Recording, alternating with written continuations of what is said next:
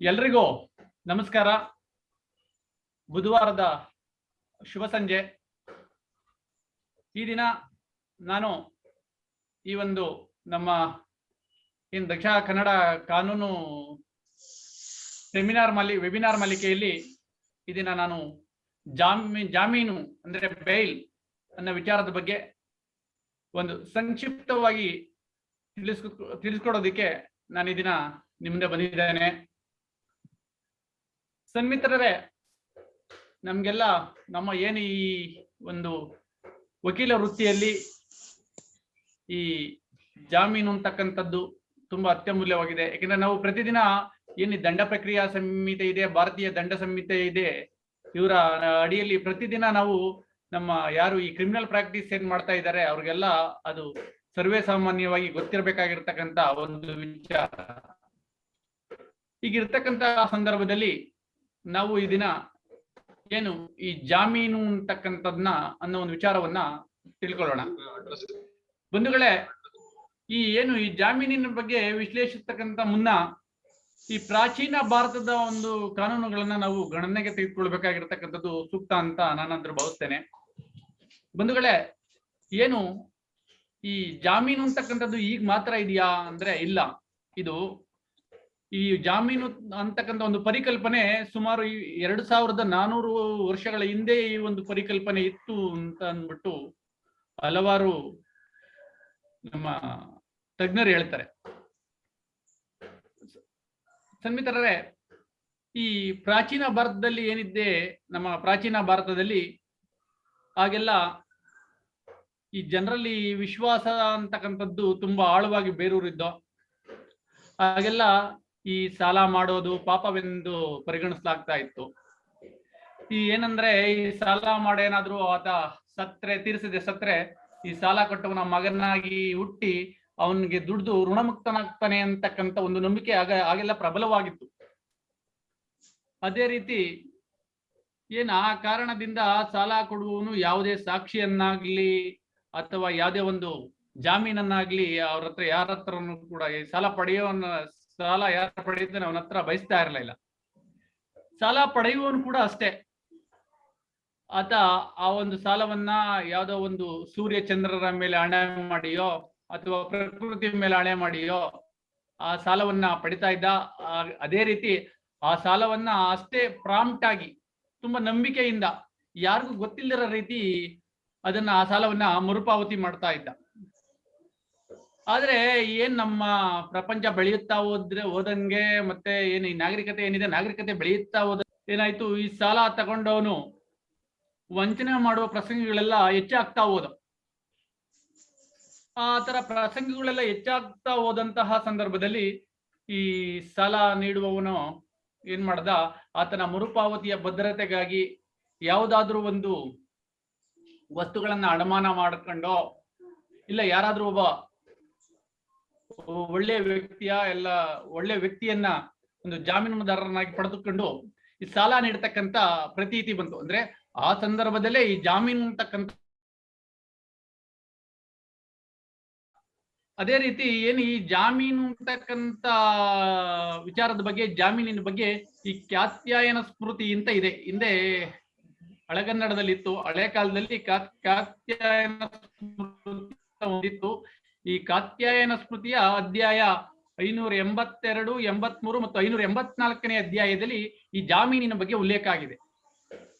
So ಅದರಲ್ಲಿ ಹೇಳ್ತಾರೆ, ಆ ಕಾತ್ಯಾಯನ ಸ್ಮೃತಿಯಲ್ಲಿ ಹೇಳ್ತಾರೆ, ಜಾಮೀನನ್ನ ಏನ್ ಸಾಲ ಪಡೆದುಕೊಂಡವನು ಜಾಮೀನನ್ನ ಒದಗಿಸಿದರೆ ಸಾಲ ನೀಡಿದನು ಬಂಧನದಿಂದ ವಿಮುಕ್ತಿಗೊಳಿಸಬೇಕು ಅಂತಕ್ಕಂಥ ಒಂದು ಇದು ಆ ಒಂದು ಇದರಲ್ಲಿ ಉಲ್ಲೇಖ ಆಗಿತ್ತು. ಯಾವುದು ಕಾತ್ಯಾಯನ ಸ್ಮೃತಿಯಲ್ಲಿ ಉಲ್ಲೇಖ ಆಗಿತ್ತು. ನಾವು ಈ ವಿಚಾರಗಳನ್ನೆಲ್ಲ ನೋಡಿದಂತಹ ಸಂದರ್ಭದಲ್ಲಿ ನಮ್ಗೆ ಈ ಜಾಮೀನು ಅಂತಕ್ಕಂಥ ಪರಿಕಲ್ಪನೆ ಈಗ ಬಂದಿದ್ದಲ್ಲ. ಇದು ಹಿಂದೆಯೇ ಅಂದ್ರೆ ಪ್ರಾಚೀನ ಭಾರತದಲ್ಲೇ ಇದು ಪ್ರಚಲಿತದಲ್ಲಿತ್ತು. ಆ ನಂತರದಲ್ಲಿ ಮಾರ್ಪಾಡುಗಳಾಗಿ ಈಗ ಬಂದಿದೆ ಅಂತ ಹೇಳ್ಬಿಟ್ಟು ನಾನಾದ್ರೂ ಭಾವಿಸ್ತೇನೆ. ಸನ್ಮಿತ್ರರೇ, ನಮ್ಗೆಲ್ಲ ಗೊತ್ತೇ ಇದೆ, ಏನು ನಮ್ಮನ್ನ ಈ ನಾಗರಿಕತೆ ಬೆಳೆಯುತ್ತಾ ಹೋದಂತೆಲ್ಲ ನಮ್ಮ ಪದ್ಧತಿಗಳು ಕೂಡ ಬಹಳಷ್ಟು ಬದಲಾವಣೆ ಆಗ್ತಾ ಹೋದವು. ನಾವು ಕೂಡ ಹಲವಾರು ವಿಚಾರದಲ್ಲಿ ನಮ್ಮ ನಾಗರಿಕರು ಪ್ರತಿಯೊಬ್ಬರು ಕೂಡ ಬದಲಾವಣೆ ಆಗ್ತಾ ಹೋದೋ. ಅದೇ ರೀತಿ ಈ ಬ್ರಿಟಿಷ್ನವರು ಇದ್ರು, ಅವರು ನಮ್ಮನ್ನ ಹಲವಾರು ವರ್ಷಗಳ ಕಾಲ ಆಳ್ವಿಕೆ ಮಾಡಿದ್ರು. ಈ ನಾವು ಕೂಡ ಬ್ರಿಟಿಷ್ನವರ ಏನ್ ಕಾನೂನುಗಳಿದ್ದೋ ಆ ಕಾನೂನುಗಳನ್ನ ಇವತ್ತು ಕೂಡ ಅವರ ಕಾನೂನುಗಳನ್ನ ಬ್ರಿಟಿಷರ ಹಲವಾರು ಕಾನೂನುಗಳನ್ನ ಇವತ್ತೇ ನಾವು ಅನುಸರಿಸ್ಕೊಂಡು ಹೋಗ್ತಾ ಇದ್ದೀವಿ. ಅದೇ ರೀತಿ ಎಲ್ಲ ಕಾನೂನುಗಳನ್ನ ಅನುಸರಿಸ್ಕೊಂಡು ಹೋಗ್ತೀವಿ. ಅದೇ ರೀತಿ ಈ ನಿಟ್ಟಿನಲ್ಲಿ ಈ ಅಪರಾಧಗಳ ಒಂದು ಏನಿದೆ, ಈ ಅಪರಾಧಗಳಿಗೆ ಸಂಬಂಧಿಸಿದಂತೆ ಈ ದಂಡ ಪ್ರಕ್ರಿಯಾ ಸಂಹಿತೆ 1973 ಕೂಡ ಜಾರಿಗೆ ಬಂತು. ಈಗ ನಾವು ಇವತ್ತಿನ ದಿನ ಆ ದಂಡ ಪ್ರಕ್ರಿಯಾ ಸಂಹಿತೆಯ ಕಲಂ 436ರಿಂದ 439ರವರೆಗೆ ವಿಚಾರವನ್ನ ತಿಳಿದುಕೊಳ್ಳೋಣ. ಸನ್ಮಿತ್ರರೇ, ತಮ್ಗೆಲ್ಲ ಗೊತ್ತಿದೆ, ಈ ದಂಡ ಪ್ರಕ್ರಿಯಾ ಸಮಿತಿ ಅಡಿಯಲ್ಲಿ ಈ ಜಾಮೀನು ಅಂತಕ್ಕಂಥದ್ದು ಅತ್ಯಂತ ಒಂದು ಪ್ರಮುಖವಾದಂತಹ ವಿಚಾರವಾಗಿದೆ. ಈ ಜಾಮೀನಿನ ಬಗ್ಗೆ ದಂಡ ಪ್ರಕ್ರಿಯಾ ಸಂಹಿತೆಯ ಅಧ್ಯಾಯ 33ರಲ್ಲಿ ಈ ಬಗ್ಗೆ ಉಲ್ಲೇಖ ಇದೆ. ನಮ್ಮ ದಂಡ ಪ್ರಕ್ರಿಯಾ ಸಂಹಿತೆಯಲ್ಲಿ ಬಹಳಷ್ಟು ಕಲಂಗಳಿದ್ರು.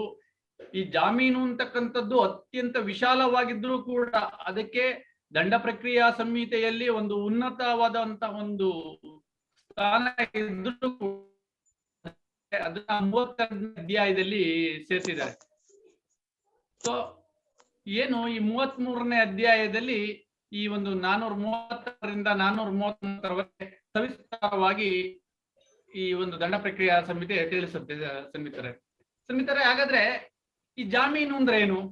ಈ ಬಗ್ಗೆ ದಂಡ ಪ್ರಕ್ರಿಯಾ ಸಂಹಿತೆಯಲ್ಲಿ ಏನಾದ್ರೂ ವ್ಯಾಖ್ಯಾನಿಸಲಾಗಿದೆಯೇ ಹಾಗಂತ ನೋಡೋದಾದ್ರೆ ಈ ದಂಡ ಪ್ರಕ್ರಿಯಾ ಸಂಹಿತೆಯಲ್ಲಿ ಎಲ್ಲೂ ಕೂಡ ಈ ಜಾಮೀನು ಅಂತಕ್ಕಂಥ ವಿಚಾರವನ್ನ ಎಲ್ಲೂ ಕೂಡ ವ್ಯಾಖ್ಯಾನಿಸಲಾಗಿಲ್ಲ. ಹಾಗಾದ್ರೆ ಕಾಮನ್ ಆಗಿ ಜನರಲ್ ಟರ್ಮ್ ಅಲ್ಲಿ ಸಾಮಾನ್ಯವಾಗಿ ಜಾಮೀನು ಅಂದ್ರೆ ಏನಂತೀವಿ? ಸನ್ಮಿತ್ರರೇ, ಜಾಮೀನು ಅಂದ್ರೆ ಯಾವುದೇ ಒಬ್ಬ ಆರೋಪಿತ ವ್ಯಕ್ತಿಯನ್ನ ತಾತ್ಕಾಲಿಕವಾಗಿ ಒಂದು ನಿರ್ದಿಷ್ಟ ಠೇವಣಿ ಅಥವಾ ಒಬ್ಬ ಜಾಮೀನುದಾರನ ಬಾಂಡ್ ಮೇಲೆ ಬಿಡುಗಡೆ ಮಾಡುವ ಒಂದು ಪ್ರಕ್ರಿಯೆ ಅಂತ ಕರಿಬಹುದಾಗಿದೆ. ಈ ಜಾಮೀನು ಅಂತಕ್ಕಂಥ ಪದ ಮೂಲತಃ ಫ್ರೆಂಚ್ ಪದ ಬೈಲರ್ ನಿಂದ ಪಡೆಯಲಾಗಿದೆ. ಸನ್ಮಿತ್ರರೇ, ಆ ಬೈಲರ್ ಅಂದ್ರೆ ತಲುಪಿಸಲು ಅಥವಾ ಕೊಡುವುದು ಅಂತಕ್ಕಂಥ ಅರ್ಥ ಬರುತ್ತೆ. ಈ ಆಕ್ಸ್ಫರ್ಡ್ ನಿಘಂಟಿನಲ್ಲಿ ಏನು ಜಾಮೀನು ಅಂತಕ್ಕಂಥ ಪದವನ್ನ ವ್ಯಾಖ್ಯಾನಿಸಿದ್ದಾರೆ.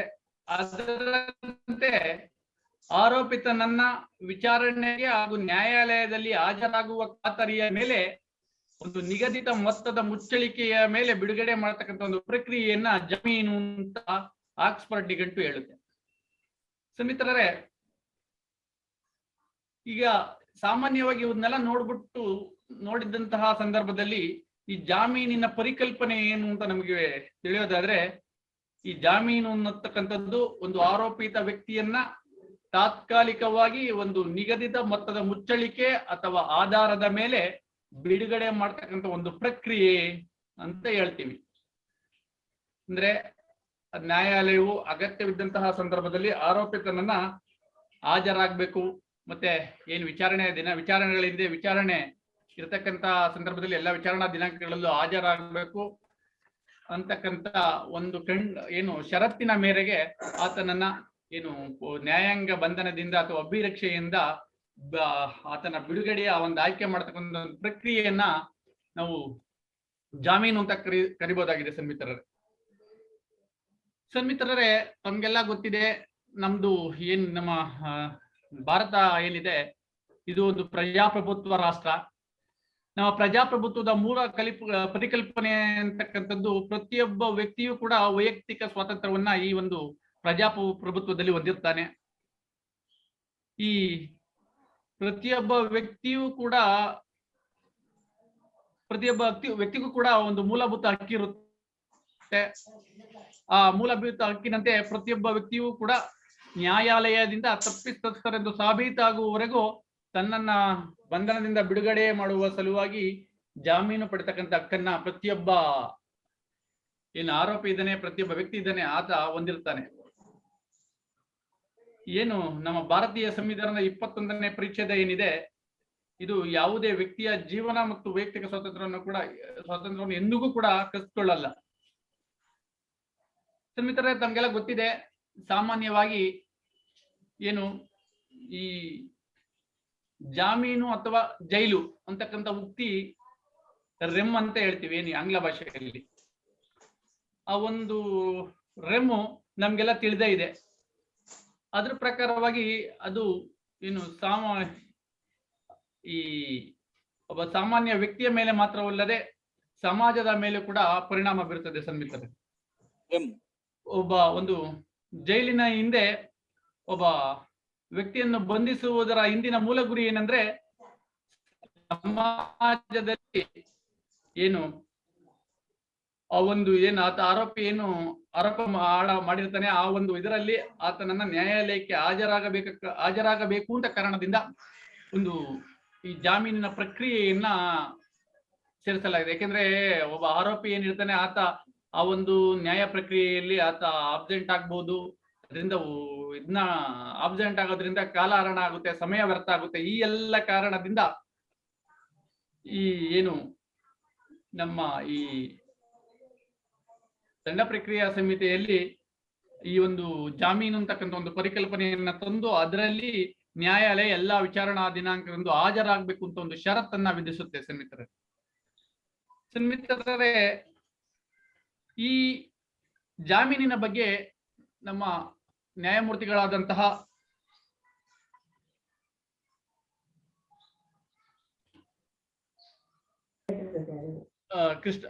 ನಮ್ಮ ನ್ಯಾಯಮೂರ್ತಿಗಳಾದಂತಹ ಕೃಷ್ಣ ಅಯ್ಯರ್ ಅವರು ಏನಂತ ಹೇಳ್ತಾರೆ ಅಂದ್ರೆ, bail is a rule and refusal is an exception.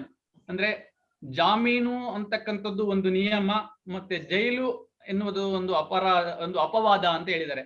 ಇದು AIR 1977 SC 2447, AIR 1977 SC 2447 Rajasthan ರಾಜ್ಯ ವಿರುದ್ಧ ಬಾಲ್ಚಂದ್.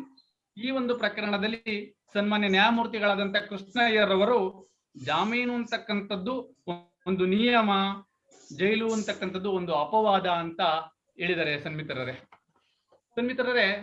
ತಮ್ಗೆಲ್ಲ ಗೊತ್ತಿದೆ, ಈ ನಮ್ಮ ಕಾನೂನಿನ ಒಂದು ನಮ್ಮ ಇದೇನಂತ ಹೇಳುತ್ತೆ ಅಂದ್ರೆ, ಒಬ್ಬ ಆರೋಪಿತ ವ್ಯಕ್ತಿಯು ತನ್ನ ಅಪರಾಧಗಳಿಂದ ಪಾರಾಗಬಹುದು, ಆದರೆ ಒಬ್ಬ ಮುಗ್ಧ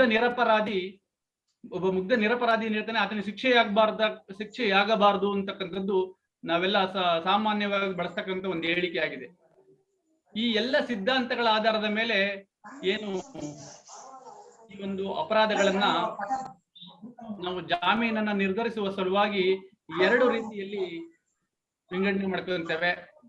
ಅವು ಯಾವಪ್ಪ ಅಂದ್ರೆ, ಜಾಮೀನೀಯವಾದಂತಹ ಅಪರಾಧ ಅಂದ್ರೆ ಬೇಲಬಲ್ ಅಫೆನ್ಸ್, ಜಾಮೀನೀಯವಲ್ಲದ ಅಪರಾಧ ಅಂತ 2 ರೀತಿಯಲ್ಲಿ ನಾವು 2 ವರ್ಗಗಳನ್ನಾಗಿ ನಾವು ವಿಂಗಡಿಸಿಕೊಂಡಿದ್ದೇವೆ ಸನ್ಮಿತ್ರರೇ. ಹಾಗಾದ್ರೆ ಈ ಜಾಮೀನೀಯ ಅಪರಾಧ ಅಂದ್ರೆ ಏನು? ಜಾಮೀನೀಯ ಅಪರಾಧ ಅಂತಂದ್ರೆ ಏನಪ್ಪಾ ಅಂದ್ರೆ, ದಂಡ ಪ್ರಕ್ರಿಯಾ ಸಂಹಿತೆ 1973ರ 1ನೇ ಶೆಡ್ಯೂಲ್ ಜಾಮೀನೀಯ ಎಂದು ನಮೂದಿಸಿರುವ ಅಪರಾಧಗಳು ಹಾಗೂ ಚಾಲ್ತಿಯಲ್ಲಿರುವ ಕಾನೂನಿನ ಅನ್ವಯ ಜಾಮೀನೀಯ ಎಂದು ತಿಳಿಸಿರುವ ಅಪರಾಧಗಳು. ಈ ಅಪರಾಧಗಳನ್ನ ನಾವು ಜಾಮೀನೀಯ ಅಪರಾಧಗಳು ಅಂತ ಹೇಳ್ತೇವೆ. ಸಾಮಾನ್ಯವಾಗಿ ಈ ಅಪರಾಧಗಳು 3 ವರ್ಷಕ್ಕಿಂತ ಕಡಿಮೆ ಶಿಕ್ಷೆಯನ್ನ ಒಳಗೊಂಡಿರ್ತವೆ ಸನ್ಮಿತ್ರರೇ. ಹಾಗಾದ್ರೆ ಈ ಒಂದು ಜಾಮೀನೀಯ ಅಪರಾಧದಲ್ಲಿ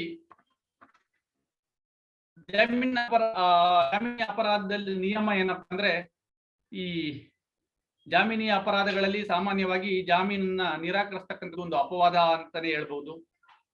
ಈ ಜಾಮೀನಿಯ ಅಪರಾಧದ ಆರೋಪಿತ ಇರ್ತಾನೆ, ಅವನಿಗೆ ಜಾಮೀನಿನ ಮೇಲೆ ಬಿಡುಗಡೆಯಾಗುವಂತಹ ಕಡ್ಡಾಯ ಹಕ್ಕು ಇದೆ.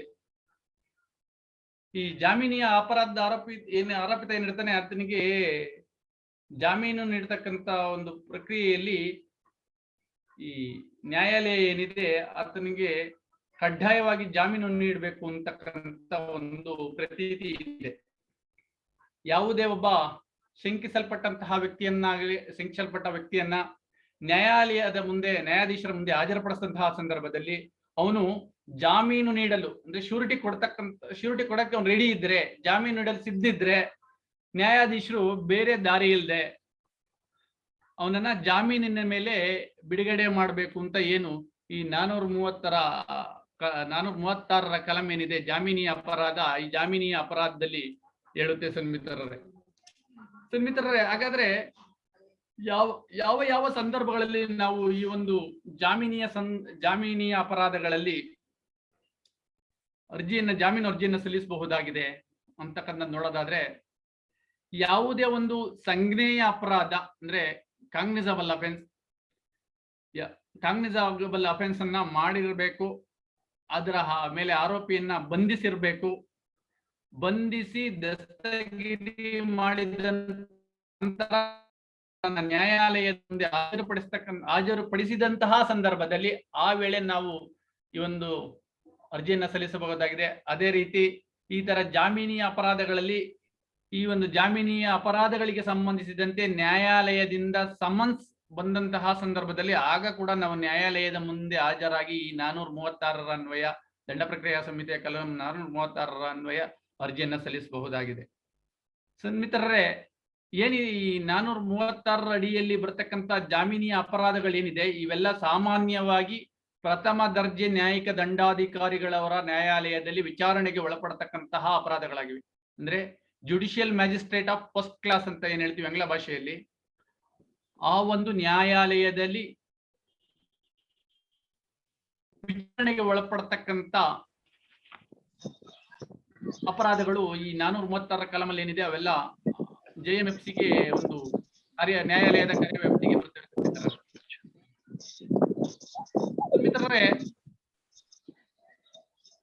ಅದೇ ರೀತಿ ಏನಾಗಿದೆ, ಈ 2005ರ ಪಡಿಯಲ್ಲಿ 436ಕ್ಕೆ ಒಂದು ಕಲಮನ್ನ ಕೂಡ ಸೇರಿಸಿದ್ದಾರೆ. ಆ ಪ್ರಕಾರವಾಗಿ 436A ಅಂತ ಒಂದು ಕಲಮನ್ನ ಸೇರಿಸಿದ್ದಾರೆ. ಆ ಪ್ರಕಾರವಾಗಿ ಯಾವುದೇ ವ್ಯಕ್ತಿನ 436 ಏನಪ್ಪ ಹೇಳುತ್ತೆ ಅಂದ್ರೆ, ಯಾವುದೇ ವ್ಯಕ್ತಿಯನ್ನ ಜಾಮೀನೀಯವಲ್ಲದ ಅಪರಾಧಕ್ಕಾಗಿ ಆತನನ್ನು ಬಂಧಿಸಿ ನ್ಯಾಯಾಲಯದ ಮುಂದೆ ಹಾಜರುಪಡಿಸಿದಾಗ ಅಂತಹ ಆರೋಪಿಯು ನಿರ್ಧನಿ ಅಂದ್ರೆ ಇಂಗ್ಲಿಷ್ ಇಂಡಿಜೆಂಟ್ ಅಂತ ಹೇಳ್ತೀವಿ, ಅಂದ್ರೆ ಬಡವನಾಗಿದ್ರೆ ಅಥವಾ ಜಾಮೀನು ನೀಡಲು ಅಸಮರ್ಥನಾಗಿದ್ದರೆ ಅಂತಹ ವ್ಯಕ್ತಿಯಿಂದ ವೈಯಕ್ತಿಕ ಬಾಂಡ್ ತೆಗೆದುಕೊಂಡು ಆತನ ಜಾಮೀನಿನ ಮೇಲೆ ಬಿಡುಗಡೆ ಮಾಡಬೇಕು ಅಂತ ಮಾಡಬಹುದು ಅಂದ್ಬಿಟ್ಟು ಈ 436 ಏನು ಹೊಸದಾಗಿ ಇನ್ಸರ್ಟ್ ಆಯ್ತು ಈ ಕಲಮ್ಮು ಹೇಳುತ್ತೆ.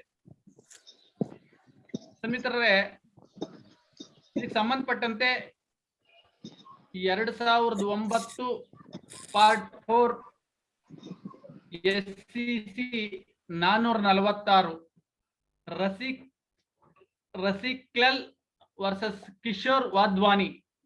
ರಸಿಕ್ಲಲ್ ವರ್ಸಸ್ ಕಿಶೋರ್ ವಾಧ್ವಾನಿ ಈ ಪ್ರಕರಣದಲ್ಲಿ ಮೊನ್ನೆ ಸರ್ವೋಚ್ಚ ನ್ಯಾಯಾಲಯ ಜಾಮೀನು ಪಡೆಯುವ ಈ ಏನು ಜಾಮೀನಿಯ ಪ್ರಕರಣಗಳಲ್ಲಿ ಜಾಮೀನು ಪಡೆತಕ್ಕಂತ ಹಕ್ಕು ಕಡ್ಡಾಯ ಮತ್ತು ಅನಿರ್ದಿಷ್ಟ ಹಕ್ಕಾಗಿರುತ್ತೆ, ಜಾಮೀನು ನೀಡುವುದು ನ್ಯಾಯಾಲಯದ ವಿವೇಚನೆಗೆ ಬಿಟ್ಟಿದ್ದಲ್ಲ ಅಂತ ಅಂದ್ಬಿಟ್ಟು ಈ ಒಂದು ಪ್ರಕರಣದಲ್ಲಿ ಮೊನ್ನೆ ಸರ್ವೋಚ್ಚ ನ್ಯಾಯಾಲಯ ತೀರ್ಪನ್ನಿತ್ತಿರುತ್ತದೆ. ಸನ್ಮಿತ್ರರೇ, ಈ 2005ರ ತಿದ್ದುಪಡಿ ಏನಿದೆ, ಈ ಒಂದು ಕಲಂ 436ಕ್ಕೆ ಈ 436A ಅಂತ ಕೂಡ ತಿದ್ದುಪಡಿಯ ಮೂಲಕ ಸೇರಿಸಿದ್ದು, ಅದರ ಪ್ರಕಾರವಾಗಿ ಮರಣದಂಡನೆ ಅಥವಾ ಜೀವಾವಧಿ ಶಿಕ್ಷೆಯನ್ನು ನೀಡಬಹುದಾದಂತಹ ಅಪರಾಧಗಳನ್ನು ಹೊರತುಪಡಿಸಿ, ಅಂದ್ರೆ life imprisonment or death imprisonment ಅಂತ ಏನ್ ಹೇಳ್ತೀವಿ ಆಂಗ್ಲ ಭಾಷೆಯಲ್ಲಿ, ಅವನ್ನ ಹೊರತುಪಡಿಸಿ ಉಳಿದ ಯಾವುದೇ ಅಪರಾಧಗಳಿಗೆ ಸಂಬಂಧಿಸಿದಂತೆ ಯಾವುದೇ ಆರೋಪಿಯು ಅಪರಾಧಕ್ಕಾಗಿ ಆ ಒಂದು ಪರ್ಟಿಕ್ಯುಲರ್ ಅಪರಾಧಕ್ಕಾಗಿ ಗೊತ್ತುಪಡಿಸಿದಂತಹ ಶಿಕ್ಷೆಯ ಅವಧಿಯ ಅರ್ಧಕ್ಕಿಂತ ಹೆಚ್ಚಿನ ಕಾಲ ನ್ಯಾಯಾಲಯದಲ್ಲಿದ್ರೆ ಅದನ್ನ ವೈಯಕ್ತಿಕ ಜಾಮೀನಿನ ಮೇಲೆ ಅಥವಾ ಬಾಂಡ್ ಮೇಲೆ ಬಿಡುಗಡೆ ಮಾಡಬೇಕು ಅಂತಂತ ಈ ಒಂದು 2005ರ ತಿದ್ದುಪಡಿಯಲ್ಲಿ 436 ಅಂತ ಏನ್ ಕಲಂ ಸೇರಿಸಿದ್ರು ಅದು ಹಾಗೆ ಅರ್ಥೈಸುತ್ತೆ ಸ್ನೇಹಿತರೆ.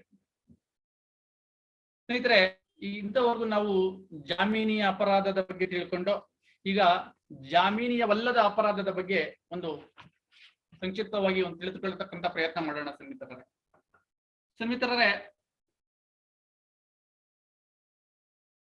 ಈ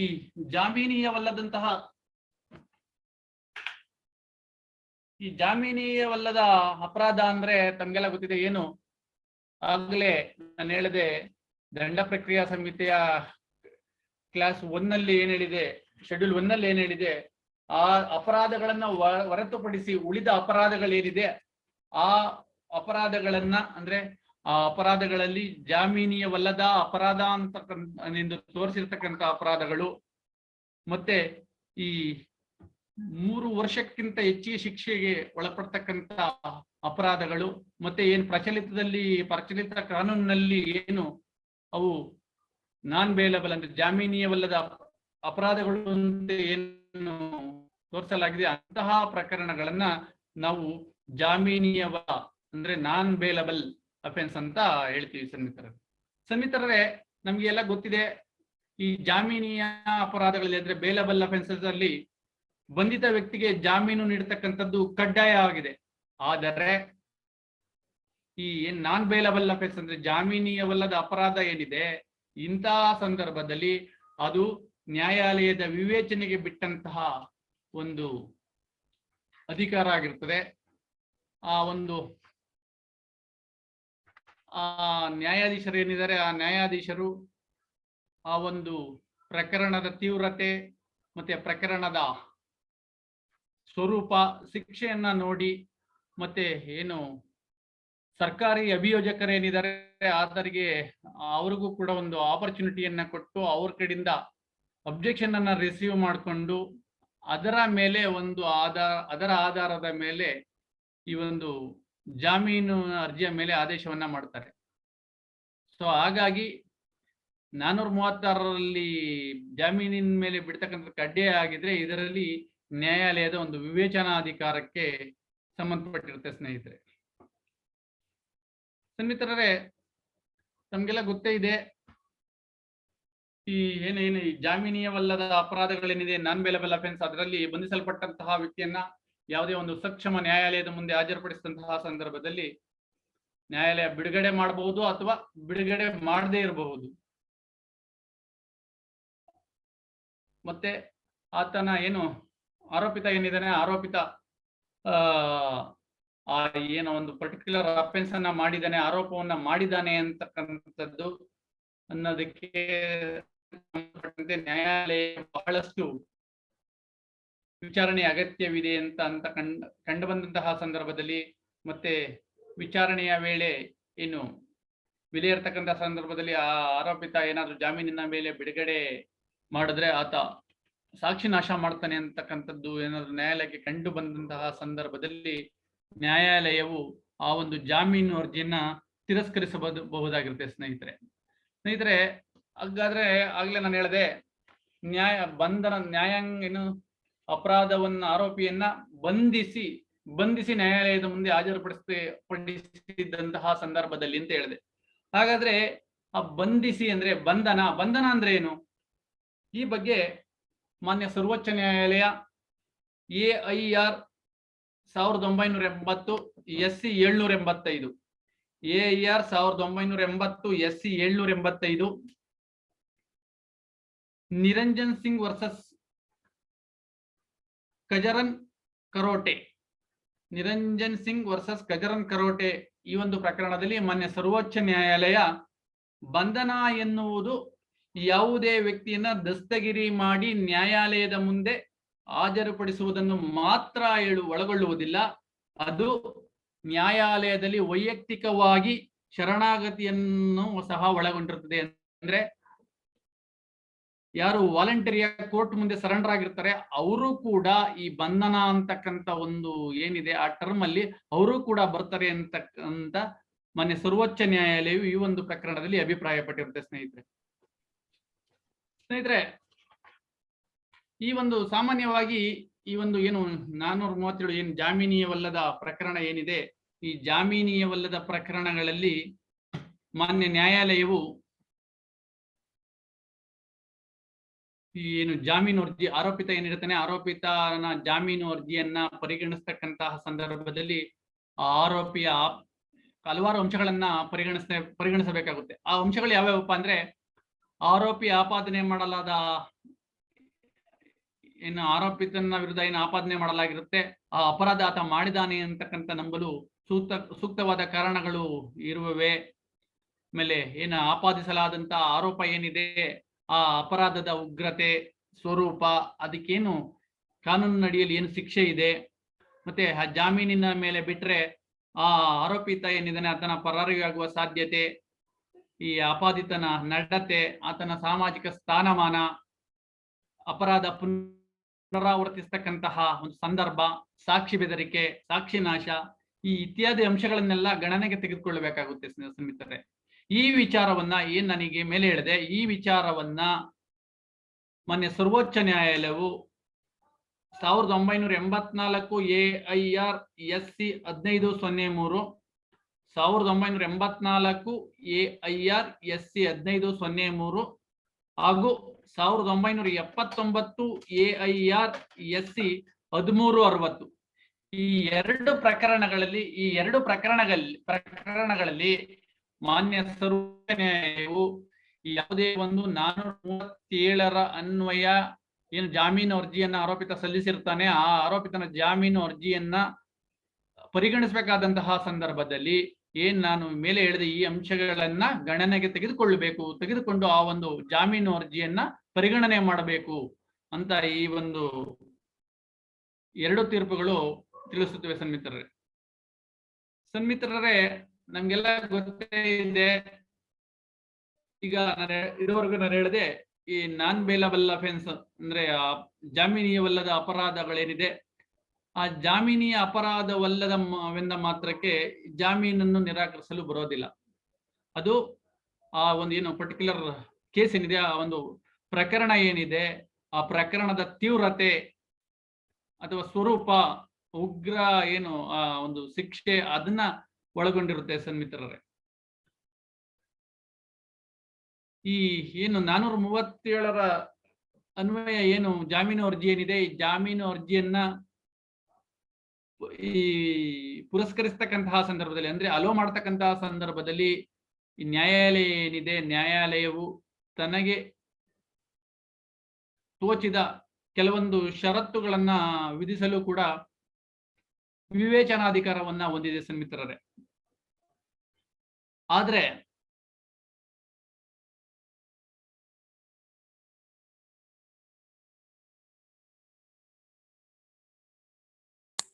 ಜಯಣ್ಣ ಮ್ಯೂಟ್ ಆಯ್ತು.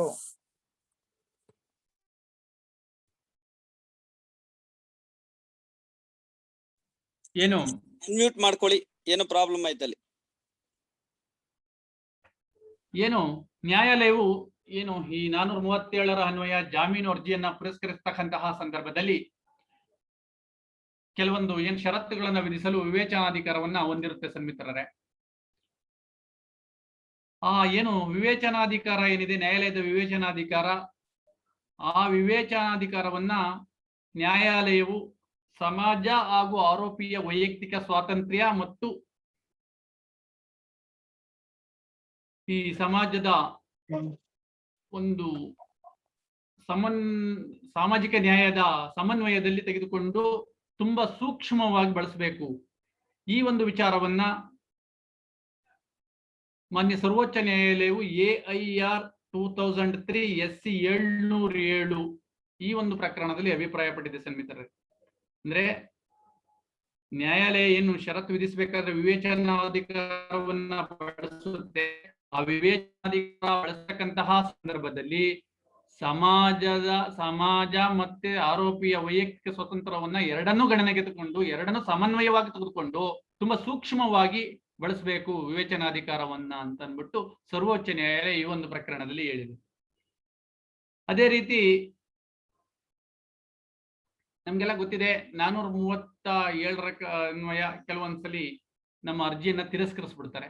ವಜಾ ಮಾಡ್ತಾರೆ, ಆಗ ನಾವು ಇನ್ನೊಂದು ಅಪ್ಲಿಕೇಶನ್ ಅನ್ನ ಹಾಕ್ತೇವೆ. ಹಾಕಬಹುದಾ? ಇನ್ನೊಂದು ಎರಡನೇ ಅರ್ಜಿ, second application is maintainable or not?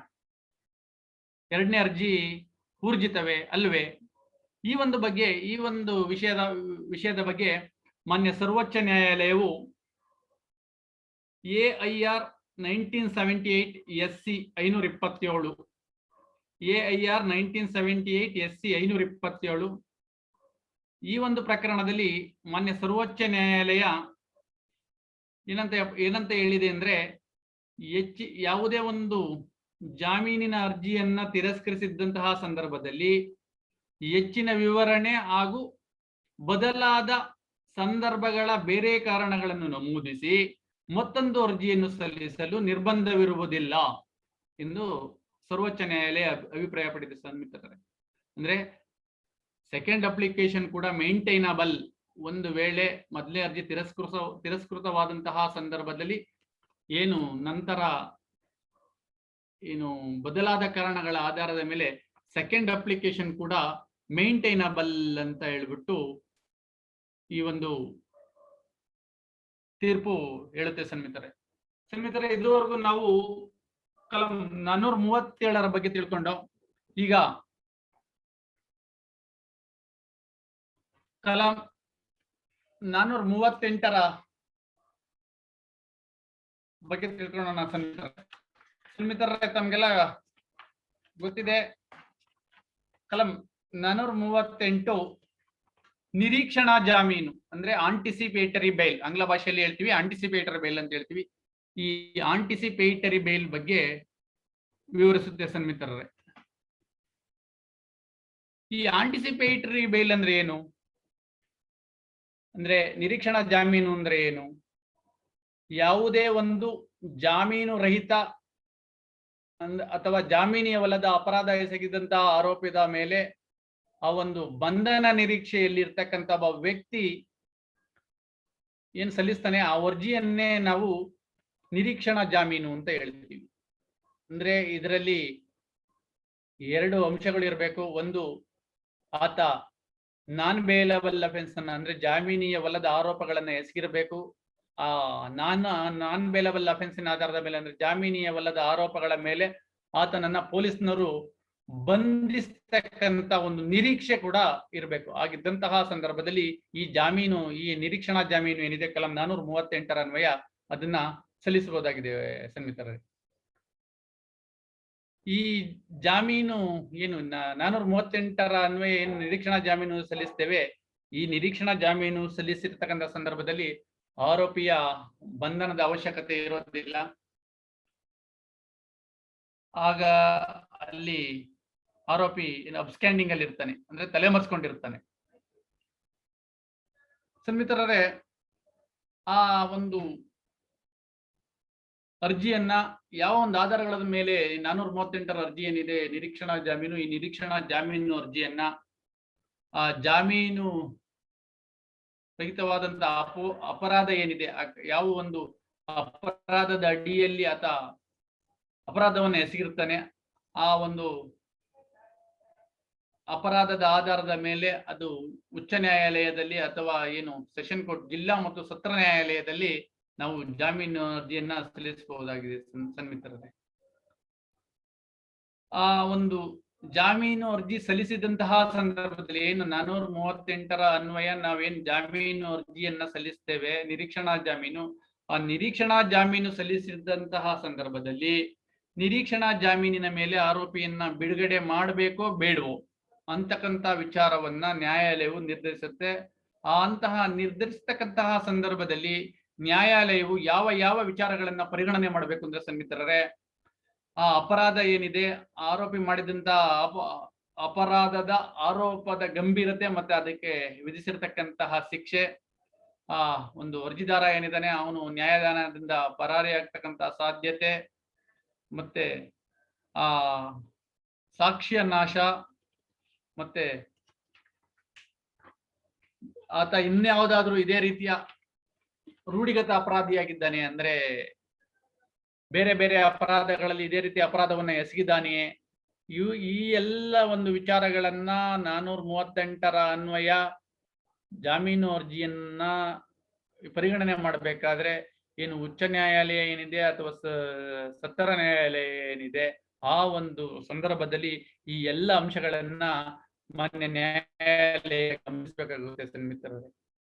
ಆ ಒಂದು ಅಷ್ಟೇ ಅಲ್ಲ, ಮಾನ್ಯ ನ್ಯಾಯಾಲಯ ಆ ಒಂದು ಪುರಸ್ಕರಿಸ್ತಕ್ಕಂಥ ಒಂದು ವೇಳೆ ಆ ಅರ್ಜಿಯನ್ನು ಪುರಸ್ಕರಿಸಿದರೆ, ಏನು ಆಂಟಿಸಿಪೇಟರಿ ಬೇಲ್ ಅರ್ಜಿ ಏನಿದೆ, ನಿರೀಕ್ಷಣಾ ಜಾಮೀನು ಅರ್ಜಿಯನ್ನ ಪುರಸ್ಕರಿಸುವಂತಹ ಸಂದರ್ಭದಲ್ಲಿ ನ್ಯಾಯಾಲಯ ಹಲವಾರು ಷರತ್ತುಗಳನ್ನ ಕೂಡ ವಿಧಿಸಬಹುದಾಗಿದೆ.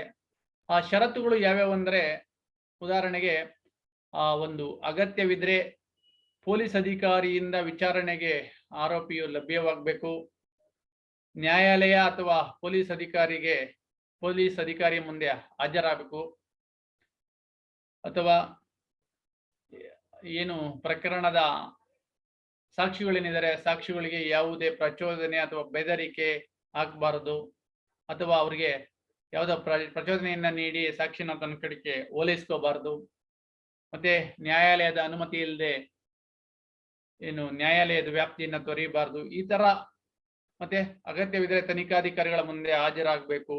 ಈ ತರ ಹಲವಾರು ಕಂಡೀಷನ್ ಅನ್ನ, ಹಲವಾರು ಷರತ್ತುಗಳನ್ನ ಈ ಒಂದು 438ರ ನಿರೀಕ್ಷಣಾ ಜಾಮೀನು ಅರ್ಜಿಯನ್ನ ಪುರಸ್ಕರಿಸಬೇಕಾದಂತಹ ಸಂದರ್ಭದಲ್ಲಿ ಮಾನ್ಯ ಸತ್ರ ನ್ಯಾಯಾಲಯವಾಗಲಿ ಅಥವಾ ಉಚ್ಚ ನ್ಯಾಯಾಲಯವಾಗಲಿ ಈ ಒಂದು ಕಂಡೀಷನ್ ಅನ್ನ, ಷರತ್ತುಗಳನ್ನ ವಿಧಿಸಬಹುದಾಗಿದೆ ಸನ್ಮಿತ್ರರೇ.